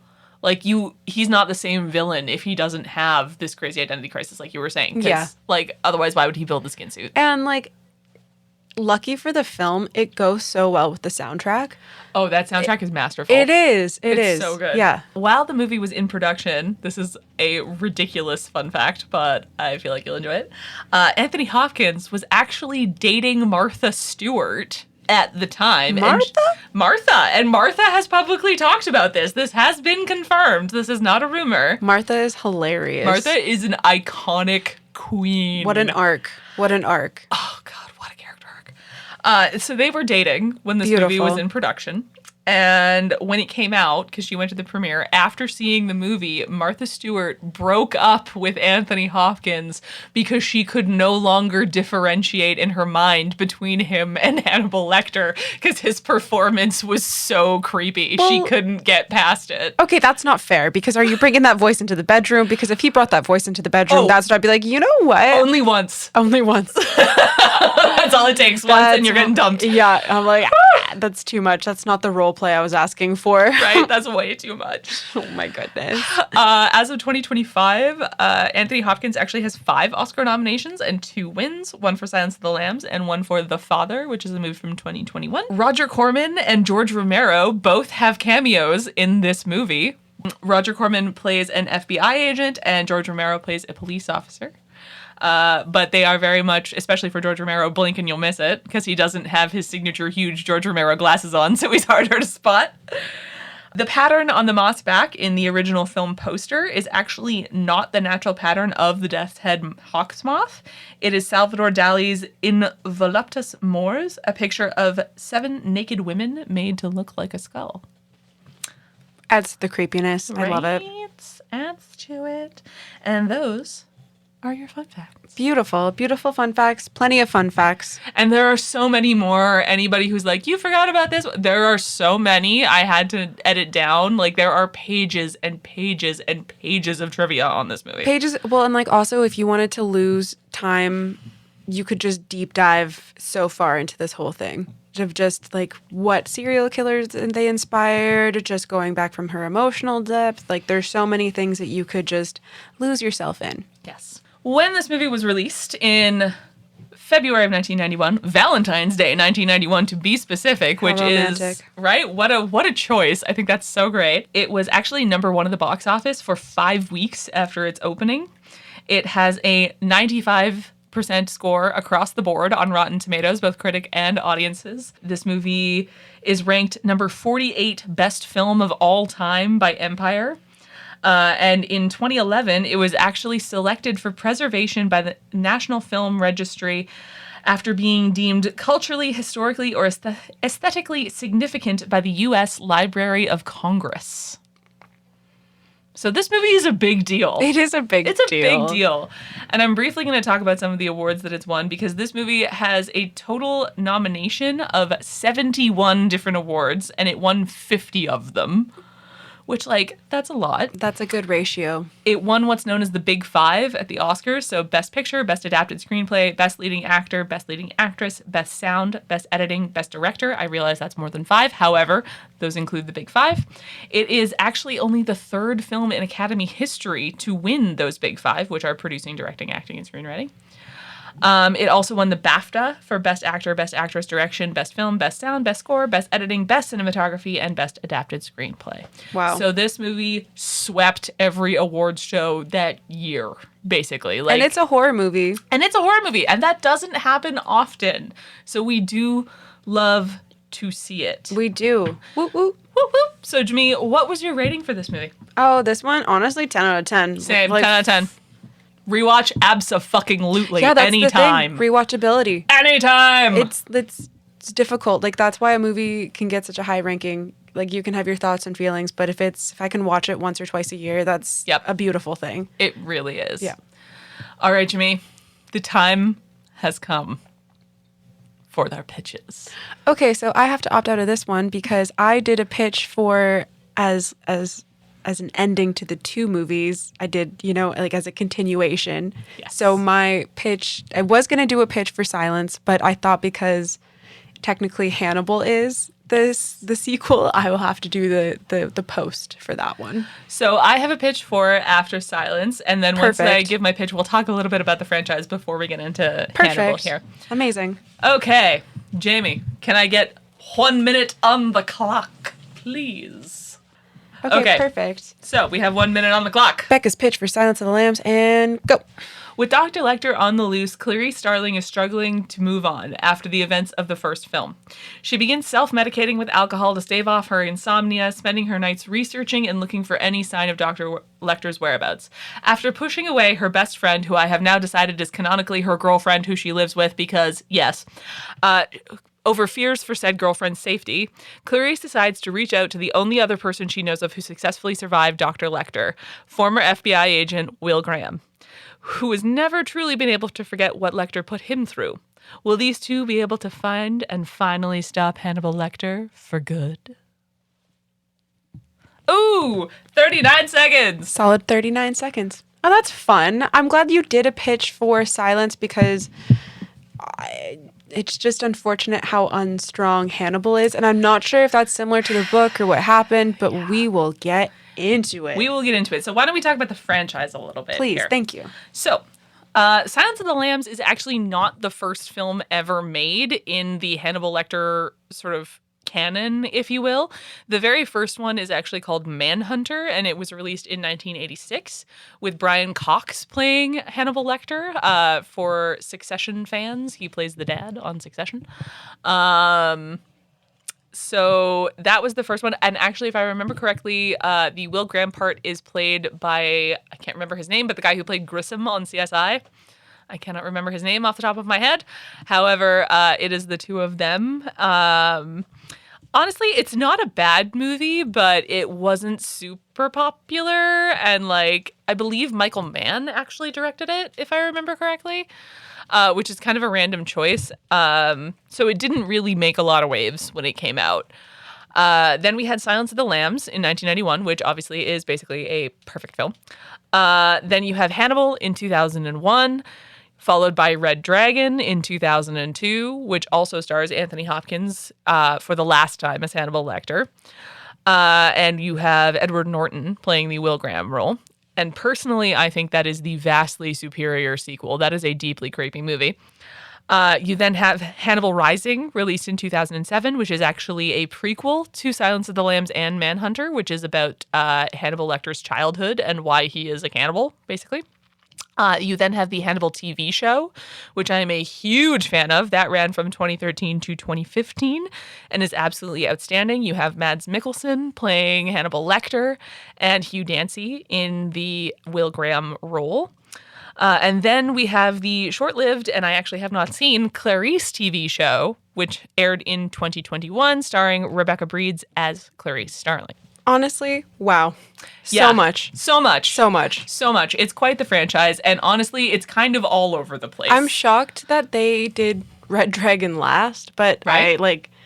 well, that's how it went. I was wondering, I kind of forgot if they had done that one before Hannibal or where that fell in the timeline, so I'm glad that you have done the timeline because I was not sure. And They are quite weird, close together. Yeah. Because it was the next year that Red Dragon came out after Yes. Hannibal. Because Hannibal, while it is kind of all over the place, was very successful. So immediately the studios wanted to do another one. Yes. But I love Red Dragon. It's actually a great movie. I'm a Red Dragon defender. It is deeply... No, I like it. Yeah, it is I deeply, like it. deeply creepy. I think a lot of it is down to Ralph Fiennes' performance. I think is absolutely top tier. I'm a huge Ralph Fiennes fan. Hannibal Rising, I have only seen once. It was not great, in my opinion. It was very, very slow. I should probably give it a rewatch because it was many, many years ago that I saw it. But I just remember it being very slow and kind of forgettable and just thinking like, okay, I didn't really need this. Totally. The Hannibal TV series is something that I definitely want to take a minute and talk about. Basically, in terms of the timeline, like the canon timeline of the story versus the release of the movies, Hannibal the TV series is actually a prequel to Red Dragon. It kind of lands in between Hannibal Rising and Red Dragon. It was created by a guy named Brian Fuller, who, if you don't know who he is and you're a movie and TV nerd, Google Brian Fuller. I am obsessed with him because I found out he is the mind behind so many of my favorite shows that I didn't even know were connected. The name sounds familiar. Yes. So he started out as a writer on Star Trek, was his first big gig. And then he started producing and showrunning and writing his own shows, basically. So he did Dead Like Me, if you ever watched that one. He did Pushing Daisies with Lee Pace back in the day, which was so cute and so fun. That was my big intro to him. Mm-hmm. He did the American Gods series that was on a couple of years ago. He also did Hannibal. And he actually just released his first feature as a director. It's called Dust Bunny, and I actually really want to see it. It's about a little girl who hires a professional assassin to kill the monster under her bed. And it sounds great. And what I really love about his work on Hannibal specifically is, as I mentioned previously, in the book series, there is a vein of homophobia that runs through all of the books. However, Brian Fuller grew up reading those books and is a, out and proud gay man. And his comment was, if you remove that homophobia from the story, which I do think to a certain extent you can, because you can acknowledge that this was written in like the late 80s and like attitudes were different. His question that sort of became the series is, you have Will Graham and you have Hannibal, these two men who are obsessed with each other, who are, tracking each other to the ends of the earth, doing all of this stuff. Why haven't they just fucked? Sorry, excuse my language. But why haven't they just slept together? Like, where is that boundary? Where does that stop? Why doesn't this turn into romantic obsession and instead it turns into homicidal obsession? And I thought that was such an interesting dynamic to question and to base your show off of. So if you ever watch the Hannibal show, it is deeply, deeply queer-coded through the whole show. And it's very intentional. Well, to be fair, like, Dr. Lecter already kind of gives off a vibe. He does. I know we're not supposed to assume, but he definitely gives off a vibe. I feel like he gives off a bisexual vibe. Yes. Where, or, like, you know, in a weird way, like, I don't understand why there's even a sexuality with him at all. Yes. Like, he seems more asexual in a sense that he, like, the power of just having control of somebody because you want to consume them. Yeah. Yes, it's romantic in a way, but not in a stereotypical way, because I don't think he really cares about who he's eating in a sense. No, like, he does. Well, yes, he no, does but, because like, he wants a fine specimen, but it's he about doesn't. The power. Exactly. And, like, that's that, the attraction. Yeah, right? So like, I don't really think power my dynamics. terminology is correct, but it's definitely, I don't feel a sexual motivation. Right? Because it's the consumption that is the quote unquote kink here. Exactly. And I think it's so interesting. So when you watch the show, you know, Will Graham and Hannibal, like, they don't hook up. They, like, it's never explicit, ever.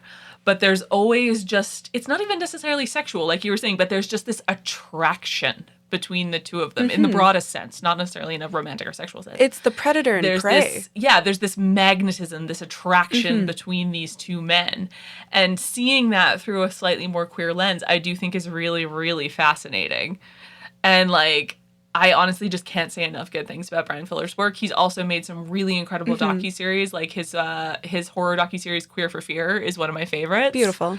I believe it's on Amazon Prime. Highly recommend checking it out for anybody who's interested. You can listen to Alaska Thunderfuck read Mary Shelley's letters to her husband aloud. It's a great time. Everybody wins. It's really, really fun. Beautiful. Right? Gorge. And for example, in Hannibal, actually, in the novel, Mason Verger, who's one of the main characters, which we'll get into later, actually has a sister who is canonically a lesbian. So there are more queer characters in the original novels. So Brian Fuller brought them back in the show because they left them out of Hannibal and things like that. So it was interesting to see a slightly broader view of all of these characters and stuff. It was really fascinating. I do also think it got canceled way too quickly because, unfortunately, it was a victim of a writer's strike back in 2014, I believe it was, because originally, basically the timeline of the show starts pre-Red Dragon. They move into the Red Dragon storyline, which is actually season 3, and they were going to fully move into Silence of the Lambs. They were attempting to get the rights to both the Clarice Starling character and the Silence of the Lambs storyline when the show was canceled. Okay. So it was going to be a much sort of broader view, but also just stylistically, that show is stunning. I want to live in Hannibal Lecter's house in that show. Like, I don't want Hannibal to be there. I just want to live in his house. Like, it's so nice. Holy crap. It's keep beautiful. Him and his cleaning staff because they keep it immaculate. They keep it immaculate. Just his budget and his house, I'll take. Everything else he can keep. I think I've only seen Red Dragon, Silence, and Hannibal. I feel like you, might have seen Hannibal Rising, but I don't remember. I really don't remember. It was really forgettable, and in I all honesty. didn't really get into I haven't seen the TV show, so it's really, I'm glad that you can tell us, because then it does kind of see how they cover the gaps in time. Yes, that's what was really interesting. And I also think that Mads Mikkelsen was an absolutely inspired casting choice, because people are like, oh, he doesn't look like Anthony Hopkins, blah, blah, blah. But that's okay. It doesn't matter. It does not matter. It's a different version of the story. It's a different version, and he's so, so good. But I'm going to contradict myself here, because the Julianne Moore replacement, I love Julianne Moore as an actress. Too. I think she's great. But the replacement for her as Clarice is, word of the day, Stark, because Jodie Foster has that hidden, maybe I'm gay. Yeah. Like, she kind of does. And then because Julianne Moore is such a hottie, I can't get over that she's being hot. You know what I mean? Like, there's no kind of like she's being masculine, but she's hot. So it's there's this different energy that she's giving. Yeah, no, I know what you mean. And I'm not talking about the side boob in the end scene. I'm talking no, for me, I know what you mean. I think that Jodie Jodie Foster has a different kind of vulnerability to her. Whereas Julianne Moore, obviously it's supposed to be 10 years later, Clarice Starling would have changed, but I think she plays her as much more confident and self-assured and just a different version than what you get from Jodie Foster. The character needs to grow. Right, which makes sense. It does. But I do feel like, as you say, the word of the day is stark. It's a very stark difference between the two performances. Yes. And I also worship at the altar of Julianne Moore. She's incredible. I love her. And it was peak and prime. Right? Peak and prime. Absolutely. And then I think it's funny that she was also casted in the Psycho remake around the same time as well. Yes. And I'm pro the remake. I know that's also very controversial, but I kind of like, I admired Vince Vaughn's performance in it. We'll never see him do anything like that ever again. Hot take. I know, it's hot. Honestly, it's hot. I agree with you. Because I like both. I agree. Like, obviously, I'll watch the old one. Yeah. Like, you're never going to beat it. It's incredible. It's iconic for a reason. Like, absolutely.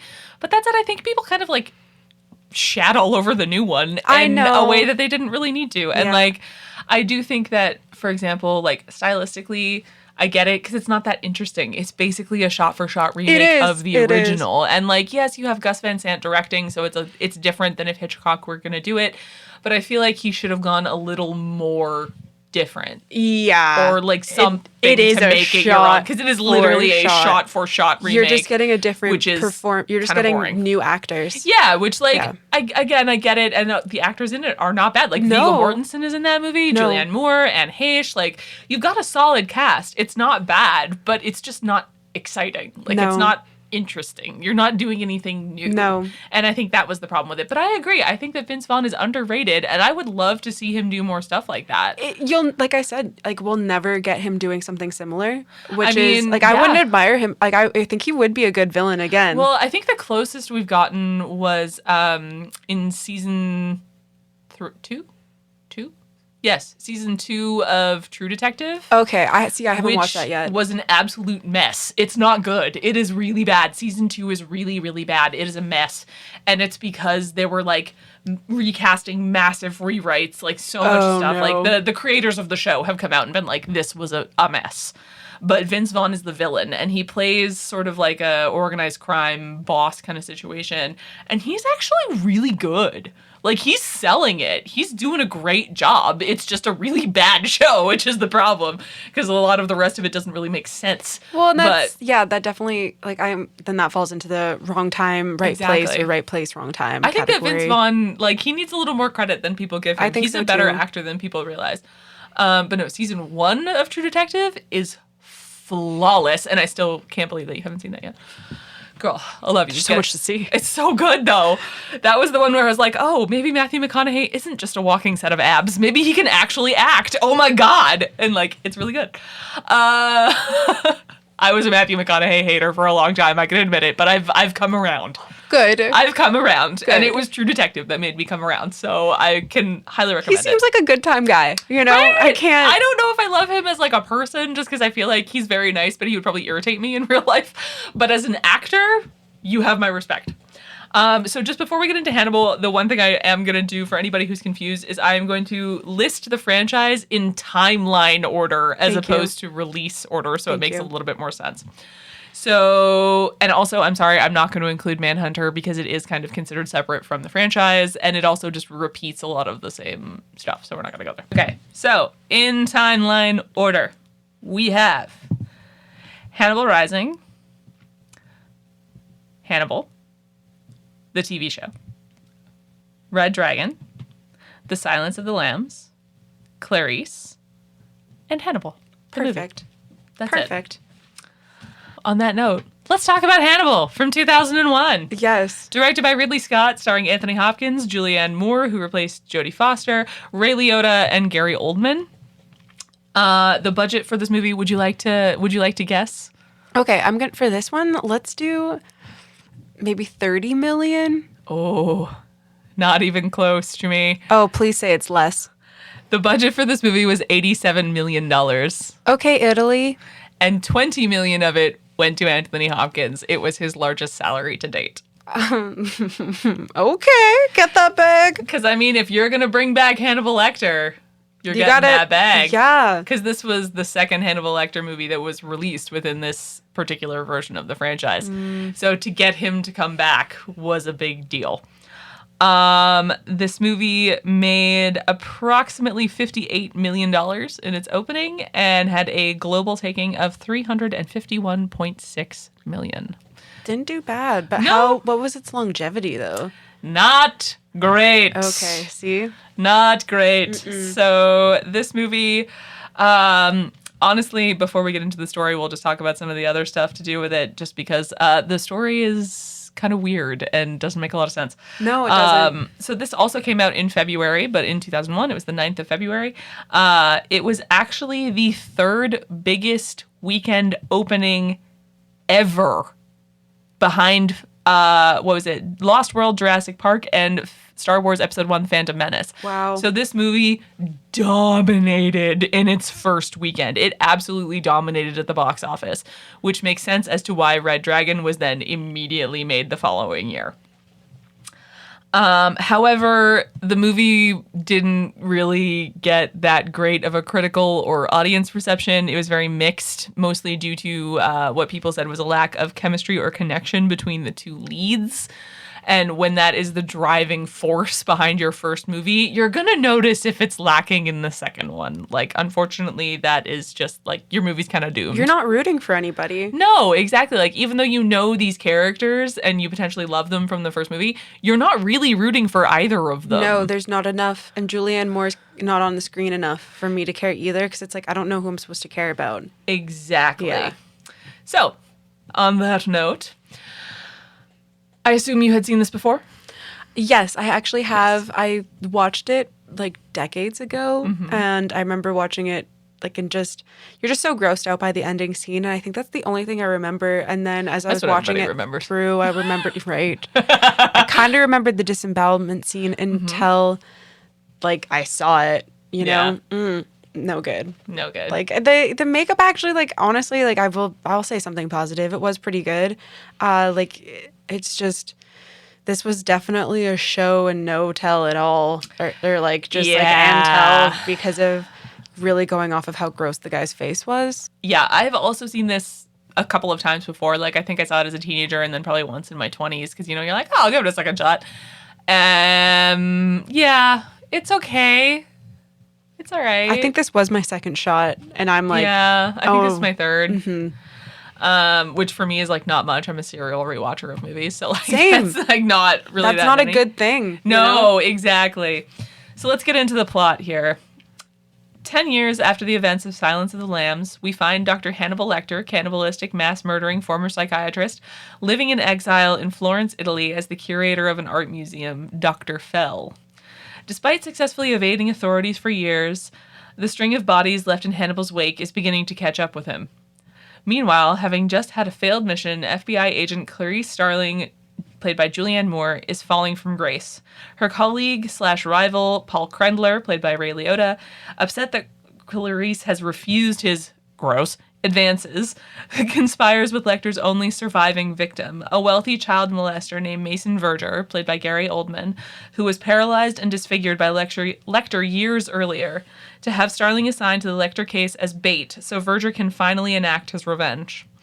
Lecter reaches out to Clarice, revealing his location and luring her into a meeting. When they meet, Lecter is taken by Verger's men back to his estate, where he plans to feed Hannibal to his herd of giant forest hogs.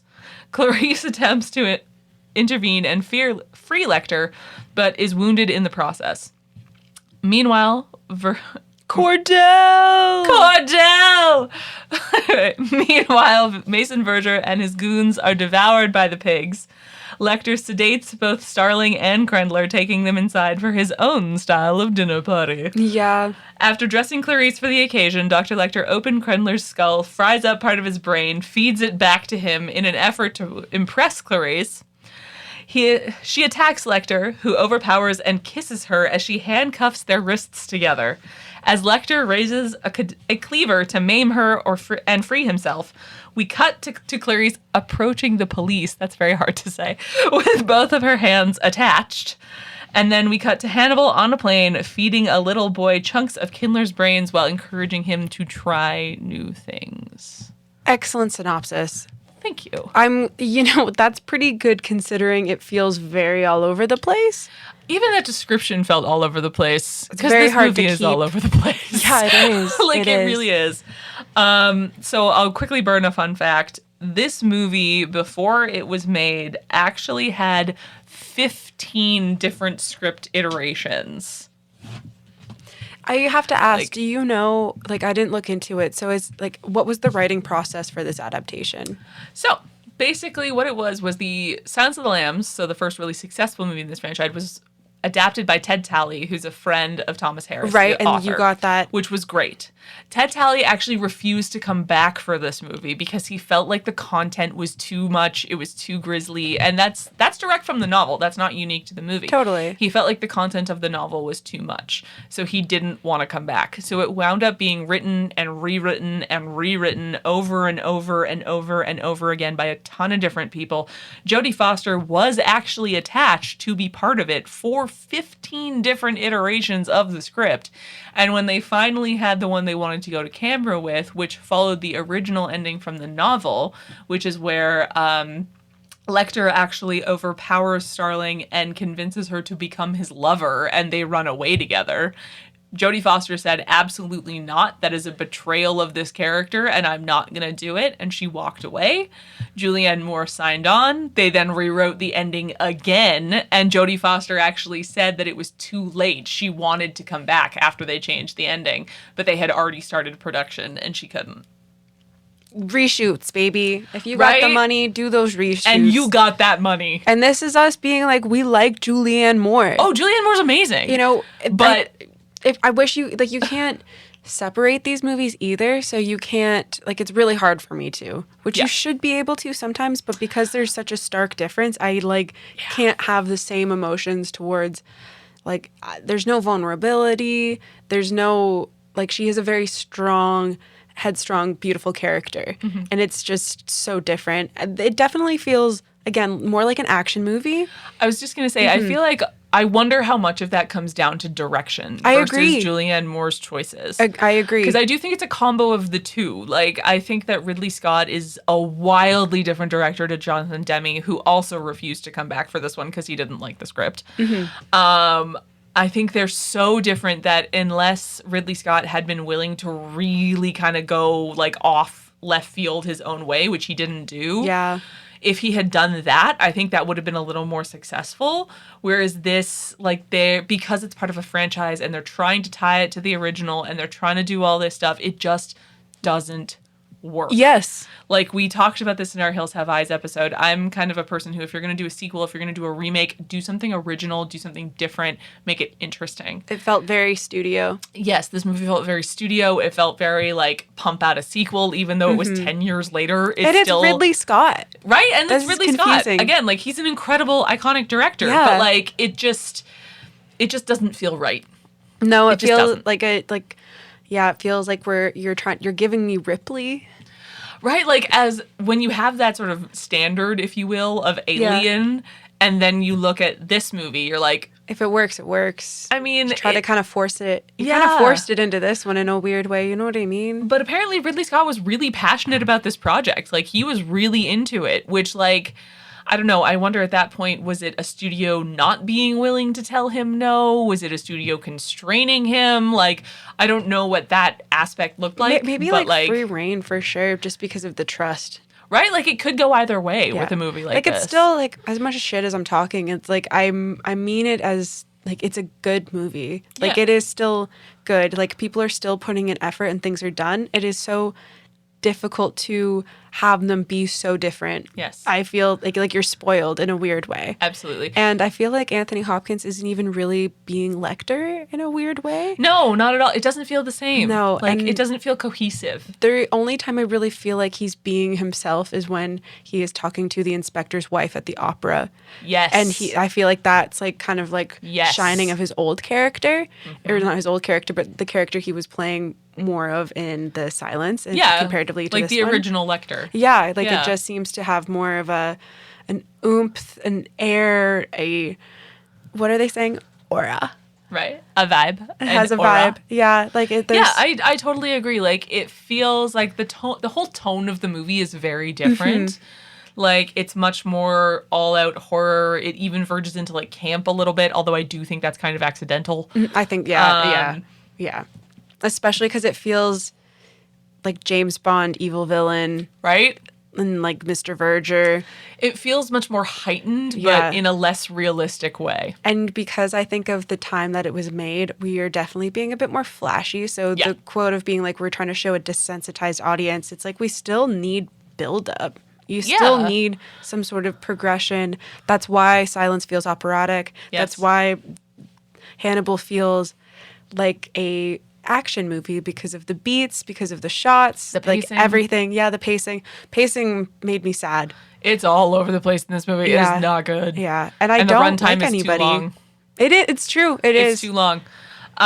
Honestly, I completely agree with everything that you're saying, and I feel like the biggest difference with this movie, at least tonally, is that you don't have the same tension anymore. You don't have the same stakes, and it's also not grounded in reality in the same way. Like when you watch Silence of the Lambs, like of course it's a heightened situation. You're watching a movie, but that said, you feel like this could happen.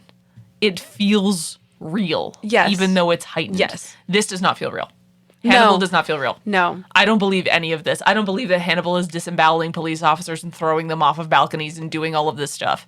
Like, it's so, like you were saying, it's so big and it's so flashy and all He this stuff. became But, like, a fantastic villain to like a fantastical villain. right? He almost became a caricature. Yeah. And it is really unfortunate because I feel like the subtlety of that performance, in a way, in the first one is so good, because while it is a very big performance, a lot of it is very subtle. It's like we were saying, it's about him not blinking and staring down at you, and the cadence of his speech and things like that. It's not that he's committing these outward acts of violence for the whole movie. No. So then when he does, it's that much more impactful.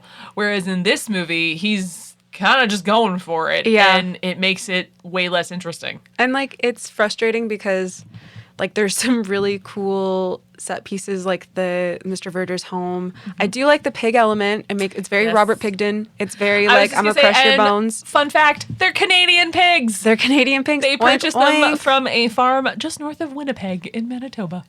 Get a So, jacket.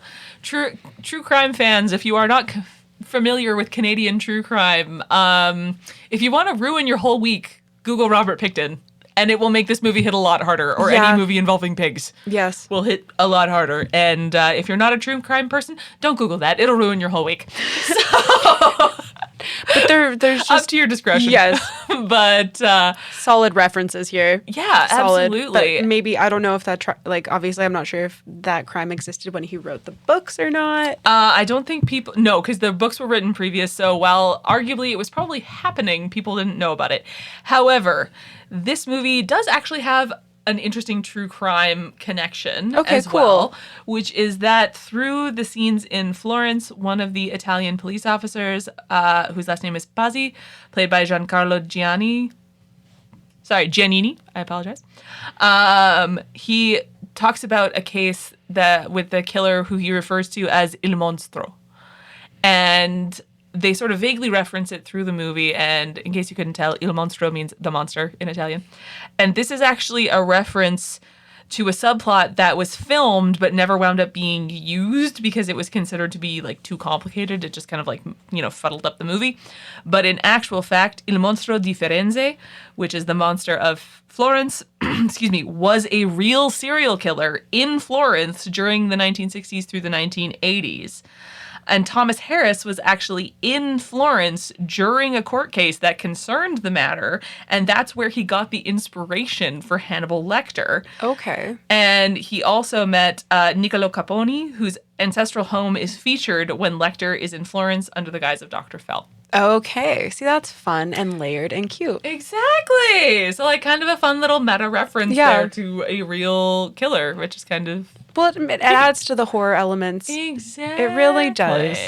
I wish I had more to say about this movie, but I really don't because it kind of just put me in a way. The ending scene is incredible. The ending I will scene not is take that great. away. No, that is great, and it's what everybody remembers about this movie. For me, the best parts of this movie are, one, Julianne Moore, just because I love her in everything ever. She can do no Right. wrong in my mind. I do love the Il Monstro references. I think that's a really fun meta layer. Honestly, I think one of the best performances in this movie is actually Gary Oldman, who plays Mason Verger. Okay. I think he's amazing. And this is one of the things I love about Gary Oldman is he does so often sort of disappear into characters the way some actors do. And I love that for him. The makeup effects were designed by Greg Canham. And it was actually based on a lot of different things. When they were doing the makeup testing, he and his team actually made 20 different heads for Mason Verger, but they were all too zombie-like, basically, and Ridley Scott didn't like them, and that's not what he wanted. He wanted a sense of realism. So Greg Canham actually consulted with some plastic surgeons and some doctors about how the kind of injuries Mason Verger is meant to have would heal, and then he actually based his designs off of ultrasounds of fetuses.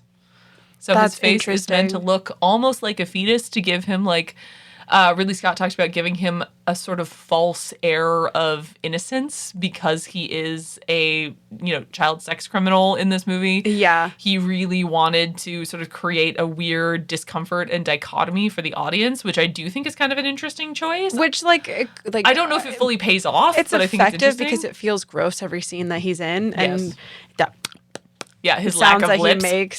Yeah, he's making the lip smacking sounds with the straw. Yep. The only thing I wish that they did is I wish that they didn't show it so much. I wish they got a little bit more Yes. creative in that way, like kind of how they were slow at showing Buffalo Bill in the first one, like kind of Yes. leading up to his face a bit more. Yes. Like maybe showing it after you revealed that you sliced it all off because Yeah, that would have been he more told you interesting. to. There's just Well, actually, of all a little things, bit more of a slow reveal. the Hannibal TV show actually deals with this storyline because Okay. it goes through basically the whole timeline. And How do it's- they show it? I think they do so much better of a job on the show. I love it. It's Michael Pitt plays Mason Verger, Okay. who is very underrated and deeply creepy. He plays a great villain.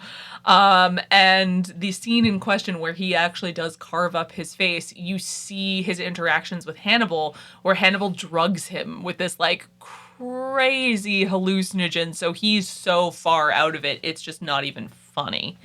And then he proceeds to tell him Mason Verger tells Hannibal that he's hungry. And he says, okay, eat your nose, and hands him a knife. And he's so messed up that he goes, okay, and just like goes for it.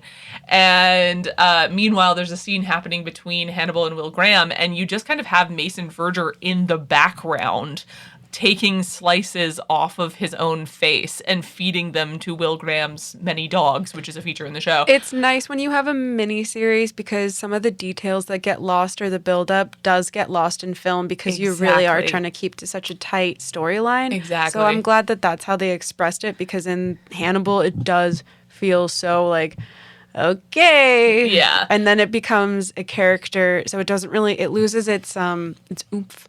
It does. And what I really like about the show is the whole time they shoot it, partially because this was for TV. This wasn't for film. So they have Yeah. to deal with a lot different in terms of like ratings Sensory- and sensory censorship issues, and things yeah. like that. So the whole scene is shot where you only really see Michael Pitt in almost silhouette. It's just enough detail that you can see what's happening, but you don't see everything. So it's really interesting because then he obviously has like a huge prosthetic face Yes. all over his entire face, which if you shot it in direct light would look so stupid. Yes. But the way they shoot it, it actually looks incredible. And then the following I think it's the following episode of the following season where you see him in recovery, most of his face is actually covered. And like bandages. Yeah, and in like stuff. Yeah. bandages and things like that. And then unfortunately in the third season they wound up replacing the actor with what's his name? Joe Anderson, who was in Across the Universe. He's the blonde guy from Across the Universe. Oh yeah, okay. And he's quite good, don't Yeah. get me wrong, but he's just not as good as Michael Pitt. I think that was really great casting. Yeah.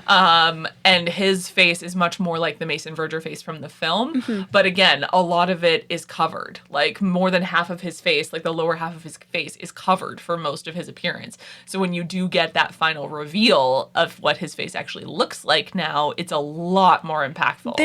See? So I think that's actually a much better way to approach it. Because, like, it's part of the opening shot of like, Hannibal, and then also, like, it's frustrating because the opening shot, like, all of the scenes and stuff are so great. But I guess the other, like, positive things about this, okay, my favorite scene is when he's buying all of the dinnerware. And they're like, yes! oh my God, he's spending money. See, for me, I liked that dinnerware scene as well, but I felt like it was too long in the sense that, okay, it's fun to go see Hannibal, like, buying cookware. But it does not and push the doing plot. all this stuff. Like, and I'm okay with just, like, a fun scene, but then when we have him then, like, going to the house and setting things up, and we see him, like, lugging boxes out of a van, like, I don't need to see Hannibal Lecter setting up his murder situation. I do have a question. So the Ray Liotta character and Julian, they weren't a thing, right? Like, he was going to her place, essentially. Basically, it's more so in the novel than in the movie, but they had a thing in the past, and she dumped him. Okay. And he did not take it. Because he shouldn't be going to that lake house, right? No, and he's married. Like, they had an affair before, and he's married, which is why in one of the scenes where they reference it, she talks about telling him to go home to his wife. So, like, he's married. They had if I remember correctly, it's not like a long-term affair. I think they just, like, hooked up once kind of deal. Or, like, maybe twice, and then she told him we all get bored at hit work. The deck. Yeah, exactly. And he didn't take it well, basically, which is part of his motivation for all of the things that he does. He doesn't look like he takes anything well. I mean, I wonder if Ray Liotta was a nice person. Apparently, he was actually a really nice guy, but I feel like he does look like one of those guys where you're like, oh, God. Well, he does a really good job at playing an asshole. I feel bad because he also wasn't given a lot to work with. No, I don't think it's his fault in this movie that his character is, like, not great. I think he is very two-dimensional. And don't give him a lot to do. Unfortunately, very goofy in the end, right? Yes, that's my one complaint about that ending scene is, like, the makeup is phenomenal. They actually blended makeup, puppetry, and CGI to make that happen. Wow. And it looks flawless. It looks incredible. It does. Even watching it today, like, in 2026, it looks amazing. It's also the only scene that does create a sensory experience because you hear the bone saw. Right? He's like, what's that smell? Good. Yeah, like, all that stuff. Like, that jazz, scene is great. But it does sort of tip the balance into camp and cheese. Well, there's some tonal issues that happen throughout this movie for sure. It's the same issue where you're verging into camp, but it's not on purpose. Well, like, I don't know if it's the direction or the acting or the situation, but just how the scene ends up being, it creates a tonal shift which throws everything off. So I'm not really on edge. It does kind of create this, like, thriller thing. It does make me think that that's where why I'm, like, referring to it as more of an action movie because that's where the tone seems to fit a bit better. Yeah, 100%. And I wish there was more cheekier jokes. Like, there's a balance of cheekiness in Silence, but there's not enough cheekiness in this one. But there's a couple. There's a little, and I love that this is the movie where they establish what Hannibal's MO is in terms of victim selection. Yes. Which is that he likes to eat the rude. He refers to them as free-range rude.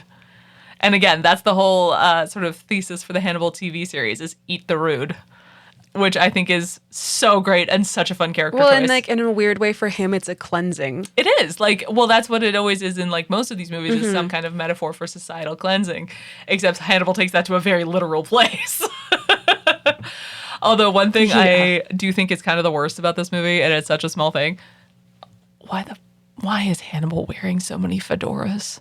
Oh, the hat budget? I know it was 2001 and we made some questionable fashion choices, but why is Hannibal constantly wearing a fedora? I know you're in Italy, you're feeling very European, you look stupid. Honestly, it's like the joke in 40-Year-Old Virgin where he's like, is my shirt too yellow? And then the guy goes, what's Curious George like in real life? Yeah, and that's exactly with the hats. It goes back to not like trusting... Carmen Sandiego, that you? Yeah.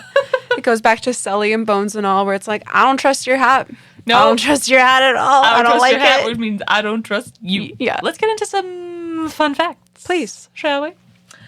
The script is actually quite faithful to the book in the sense that there is a theme of sort of like either lust or romance between Hannibal and Clarice, which I do think they try to telegraph in this movie. I don't think it's super successful, but I do think it's there.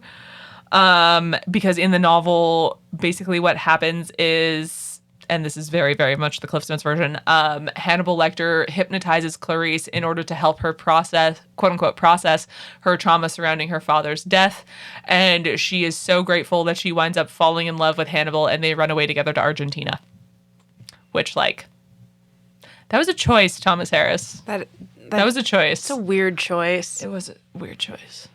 This film actually used almost 100 locations and took a year and a half's production time, which I suspect their $87 million budget was probably not the budget they started with at that point. I suspect they probably went a bit over, especially because they did film on location in Florence, which is, you know, never cheap. No, 2 crews. Yeah, like, it's a lot. Yeah. The final makeup effect for Mason Verger on Gary Oldman took 6 hours to apply every single day, which, like... I believe it. It Gary looks like Oldman, a lot of prosthetic work. He's such a trooper when it comes to prosthetics. Like, he's really been through the ringer with some of those before, so I got some respect for Gary Oldman at that point.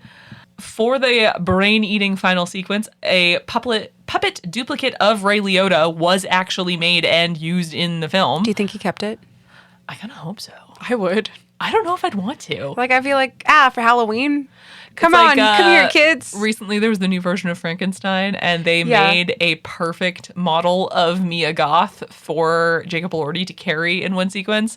And they wound up, it didn't look right, so they wound up just getting him to actually carry Mia Goth. But now there's this, like, perfect replica of her just, like, sitting in a shop somewhere. Oh, it's not sitting in a shop Which, somewhere. like, Somebody totally took that home. I mean, I wonder, man. Like, I don't know. A lot of shops, like, that's worth a lot of money. They won't just let you take that. But if Mia Goth wanted it, they might let her take Saint it. Mia.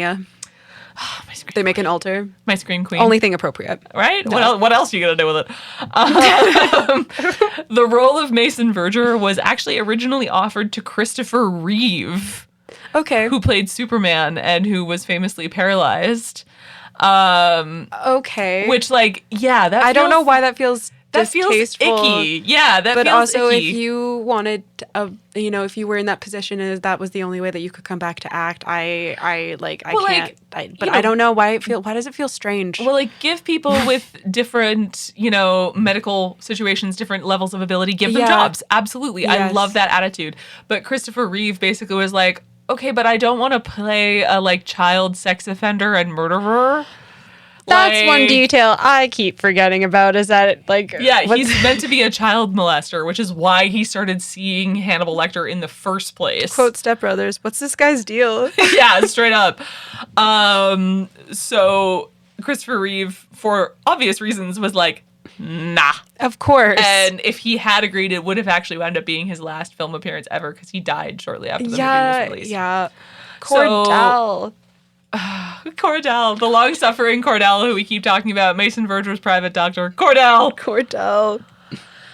Anthony Hopkins actually wrote his own screenplay for a sequel to this movie, which would have involved Starling killing Hannibal Lecter at the end, which I do actually think is kind of an interesting and valid choice. I wouldn't hate that. I think so too. Yeah, I'm surprised it didn't really end this way either. Right? Well, I think the studios wanted to keep it open enough that they could potentially make another movie, especially because they knew they had Red Dragon coming down the pipeline. Surprise. So, like, it doesn't surprise me that they wouldn't go for the ending where Hannibal Lecter dies, but I think that arguably would have been a better ending, maybe? Just more satisfying, like, of course. Anthony Hopkins actually recommended Julianne Moore for the part because they had worked together previously on a movie called Surviving Picasso. In a 2016 interview, Anthony Hopkins stated that he actually regretted returning as Hannibal Lecter in both this and Red Dragon and that he will never play Dr. Lecter ever again. But he does still think that Silence of the Lambs is, quote, a good film. Which, like, yes, you are correct. It is. And honestly, I think that this was maybe a mistake. I do still think Red Dragon was great, though. That one I do too. Yeah, I do too. That's a great one. Also, from an actor standpoint, if you have put a character to bed, it's not coming back out. No, so leave it. I agree. Leave it. Leave the man alone. And for anybody who's wondering why we keep talking about Red Dragon, but we're not actually going in depth, it's because we're saving that one for a different episode because, like, we both, love that movie and want to go, like, very in depth on it. So we will do that later. Plus, it didn't, like, in a weird way, it doesn't it doesn't fit into our cannibal series because there isn't enough. There isn't really much cannibalism in No, it. no, it's more Ralph There's Fiennes. none, I don't think. Like, I don't think there's any actual cannibalism. Not from what I can recall. No, I'm thinking about it because it's actually, like, Hannibal Lecter features in the story, but it's actually about the Tooth Fairy killer who is played by Ralph Fiennes. So, again, we will go over that one at a later date, but not today. Yeah. Didn't seem right. Right, just didn't seem right. Gary Oldman's involvement in the movie was actually initially kept secret in order to showcase the makeup effects better. So he is actually credited third in the end credits after everybody else, and he did not do any press for the movie until after it was released because they did want to keep people guessing in terms of like who was under the makeup, which I think is kind of a fun choice. We love a good gimmick. We love a surprise casting. Yeah. Always fun. Anya Taylor-Joy showing up at the end of Dune? Why not? Let's do it. It's a good time. Ray Liotta, this is one of my favorites, actually filmed Hannibal and the movie Heartbreakers simultaneously, which if you have never seen Heartbreakers, it is a personal favorite. It is completely insane and I love it. It is a comedy about a mother-daughter con team who con Ray Liotta out of all of his money. But they were both paid by MGM on, well, when the production was in America on neighboring lots, so he actually made them at the same time. What's the D process on that? Right? Holy moly. And those are your fun facts. Fabulous. Okay, so was there anything for you that really stood out as notable for you for this movie? Not really, unfortunately. Like, I definitely think silence is worth the bitch, but I do not think Hannibal is worth the bitch. I do not either. Right. For me, this movie is a 6 out of a 10. Because, Yeah. like, it does have some good scenes. It's not entirely, it's not trash. No, but no. Also, I'm not likely to rewatch it again. No, it feels like this is like, if you know, you know. And Yeah. unfortunately, I didn't know, and it made it very confusing. And there's just nothing notable. Like, I could go on about it and be negative, but I don't really want to because it's not self-serving anything for that. Exactly. So, time for cut, keep, and redo. Bum, bum, bum. So, I said that I would actually cut the drug busting sequence at the beginning where Clarice, her drug bust fails. Yes. I feel like that could have been just explained in a scene. I don't think we needed to actually witness it. Like, I think that could have been sort of like part of an exposition dump at some point. Like, I don't think we needed like a 10-minute drug bust scene where things go wrong. Well, it shifts the tone, right? Exactly. It like, just did, like, right from the beginning because you're trying to Exactly. go from this. Like, I felt bad for Barney. Okay. Right. And then he was all part of it. I did not like that twist. Fun fact, Barney is also the only character who appears in all 3 films, Silence of the Lambs, Red Dragon, and Hannibal. Okay, well, now he's killing it. He's killing it. He's killing it. But yeah, like, I agree. It just completely shifts the whole tone of the film right from the off. Like, instead of this being a creepy thriller horror movie, you have like an action cop movie, and it just like doesn't really make a lot of sense.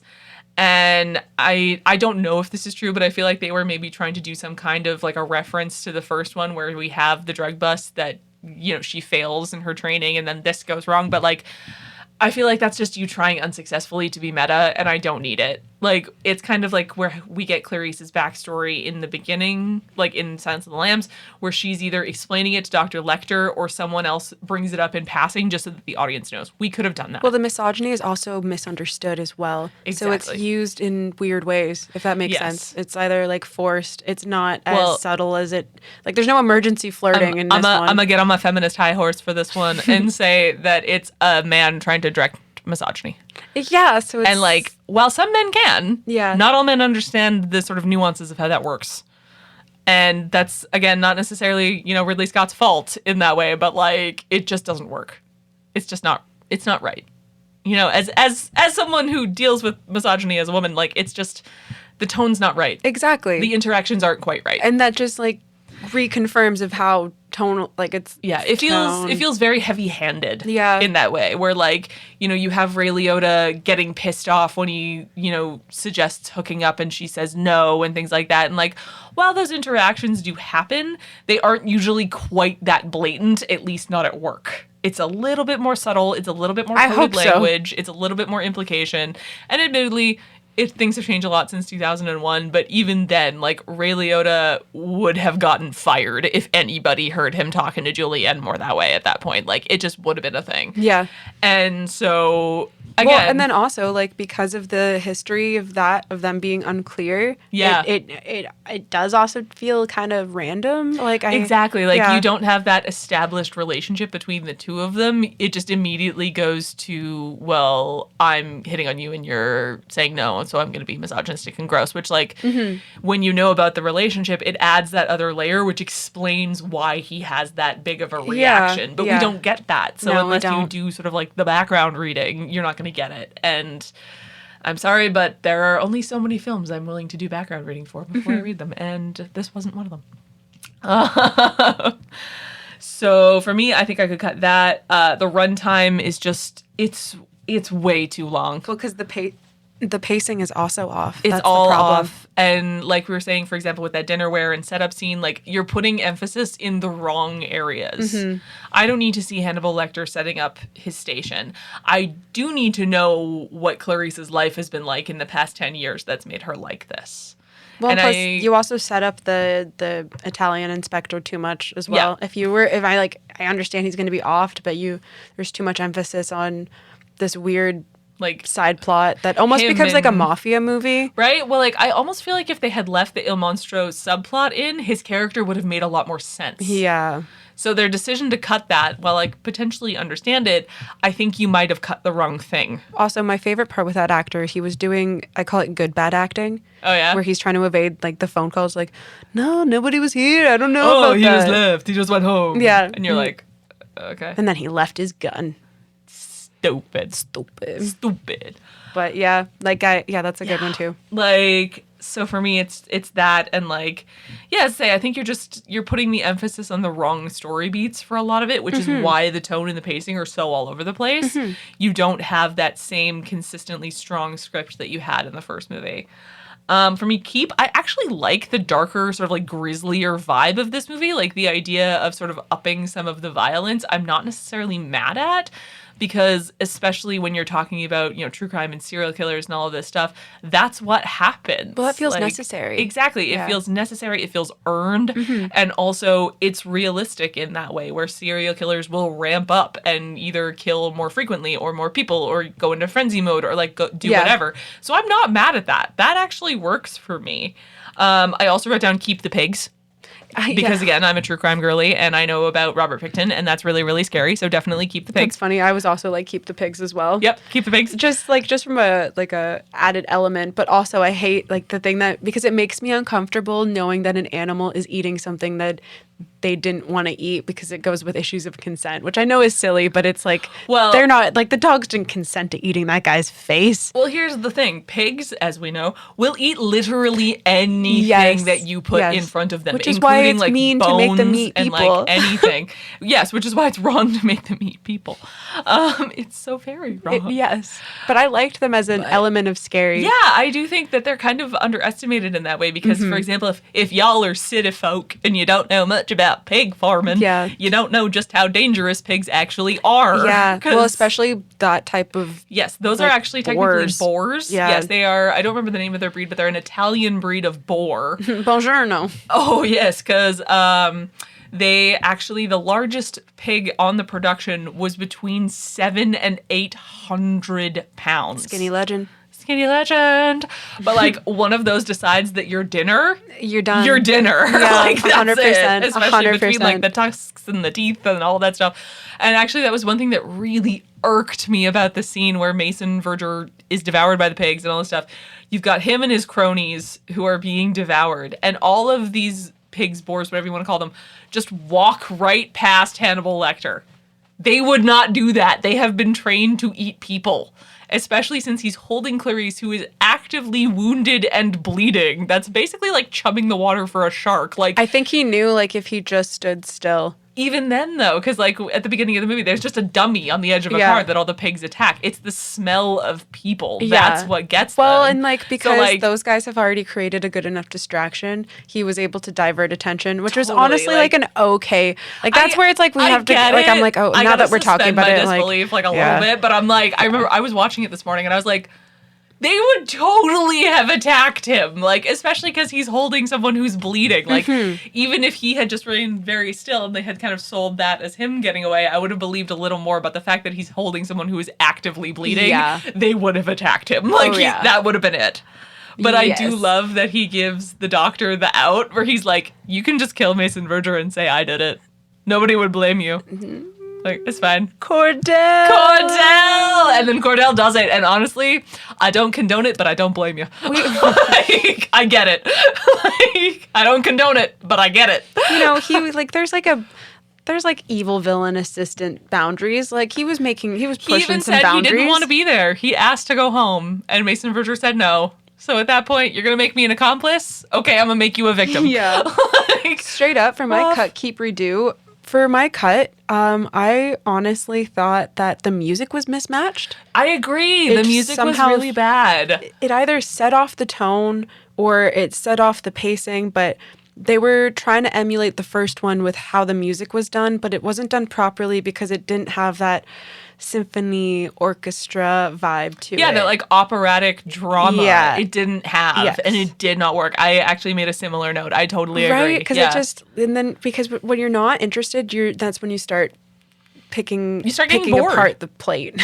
Yeah. Like I started picking up my phone. I started getting bored. Yes. Which like in Silence of the Lambs, you are not bored. You are captivated the whole time, and then you throw this on and you're like, I had to watch it in 2 parts because I knew that I was falling asleep and I had to scroll. I had to doom scroll. I did that last night. I started it last night and I was like, I am going to fall asleep. So I finished it this morning. And then for my keep, it was definitely, I was like, keep Anthony Hopkins. Yeah. I'm just glad that you guys were able to keep him. Yes. And I also actually said keep Julianne Moore. I don't think she's bad. I don't think she is either, but because of the tonal shift, you can't, it's like, this doesn't feel like Clarice. It feels like Clarice's cousin. Yes. Julie. Yes.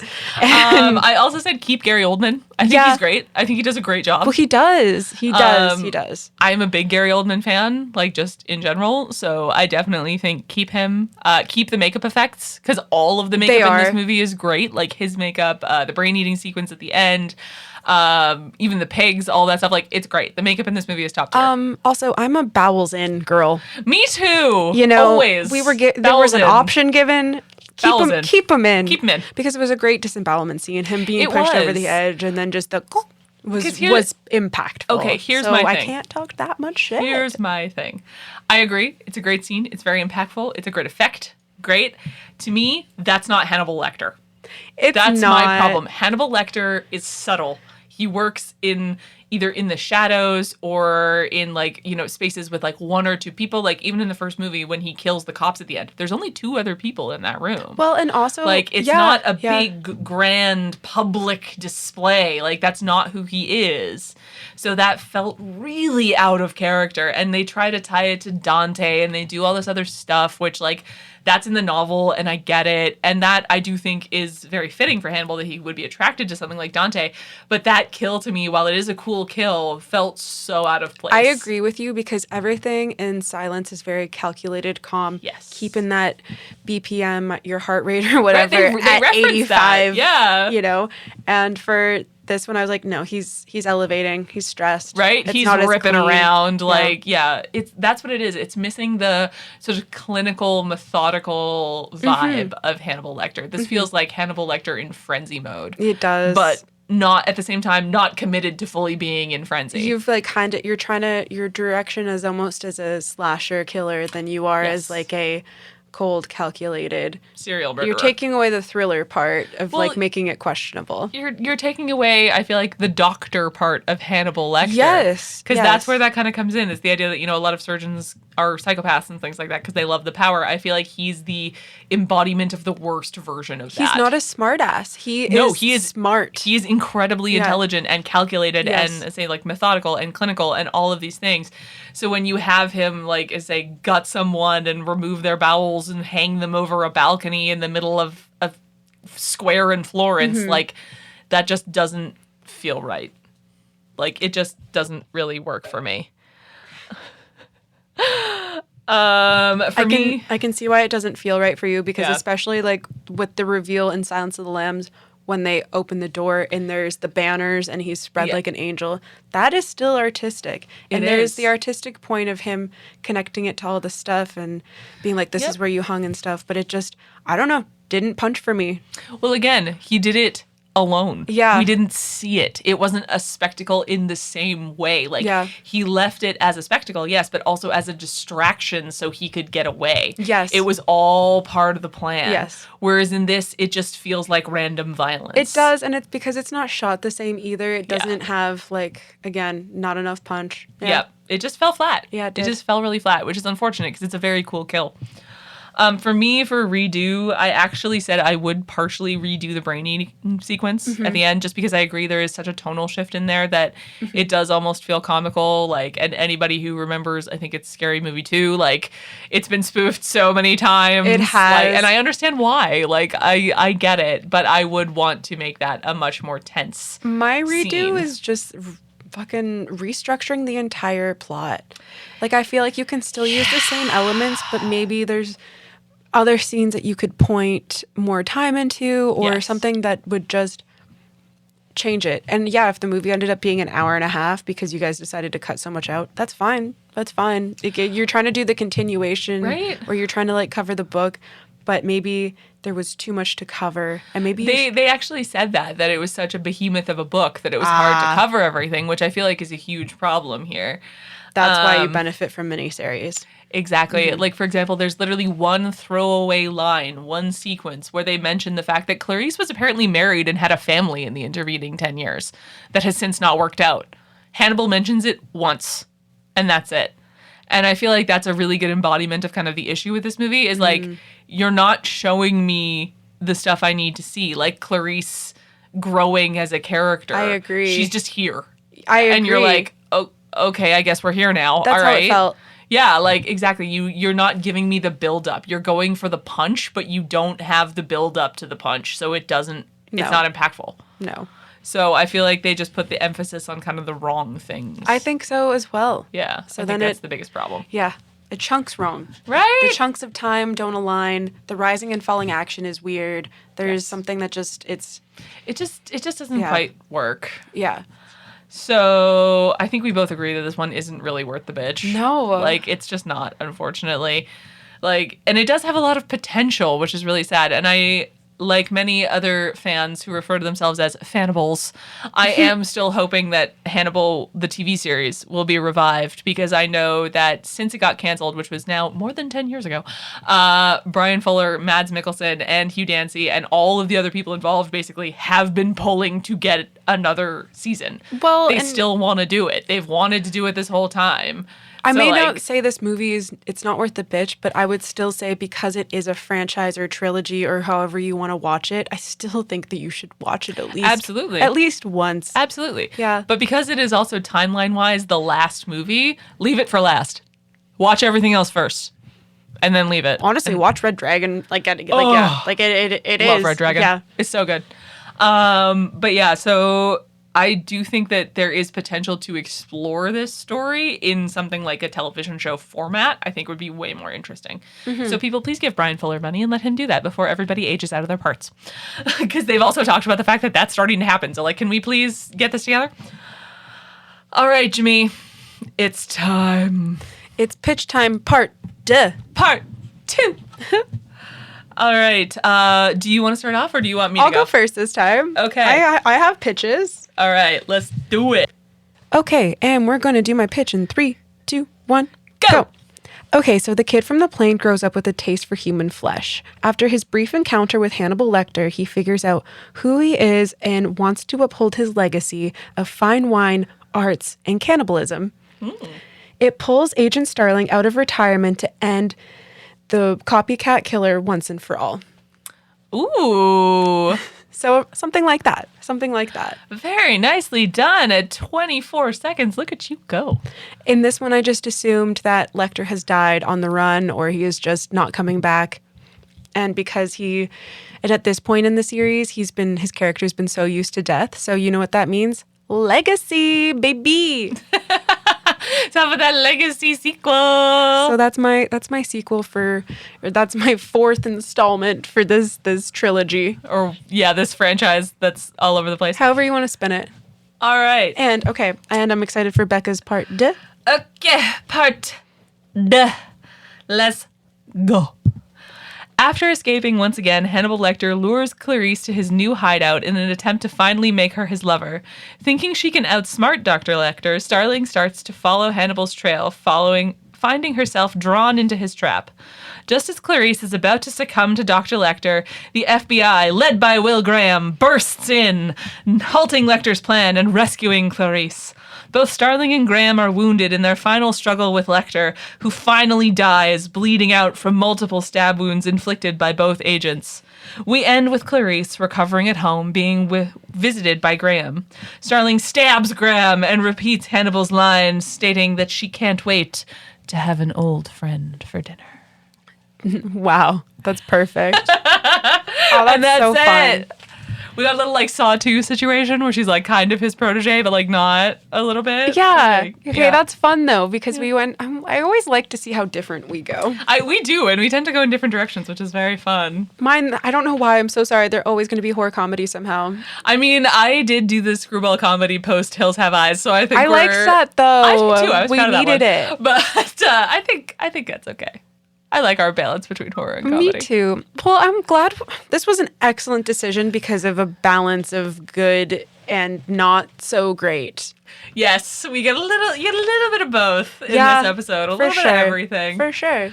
Okay, guys, so I think that's everything for our Signs of the Lambs and Hannibal's double feature for this week. Thank you for being here. Thank you so much. And I just want to take a second to thank everybody who followed us on Instagram because, guys, we got 100 Instagram followers. Woo. And hopefully when this episode comes out, famous. we hope that we have more. Yes, and we if hope. we have a steady amount, that's great too. Thank you. Yes, love you guys. And next week is actually going to be our final episode for season 1, having a cannibal. Woo, Woo, woo. woo. We've reached the end. So next week we will be discussing Mimi Cave's feature from 2022, Fresh. Beautiful. Get your cotton candy grapes. Yes, get them. Beware of men in grocery stores. Beware of men sometimes. Like, I know as a single lady, it's hard to meet people, but beware of hot men in grocery stores who don't have social media. And because I believe in balance, beware of women too. Yes, beware of people. Yeah. Beware of strangers. Yeah. But anyway, we love you guys so much. Thank you for listening. Thank you so much for listening. If you guys want to reach out to us, please feel free to send us an email at pnb.pod.show@gmail.com or follow us on Instagram at pitchandbitchpod, which is PITCHNBITCHPOD at Instagram. And I'm Jayme. And I'm Becca. And we'll see you next time, friends. Bye. Bye.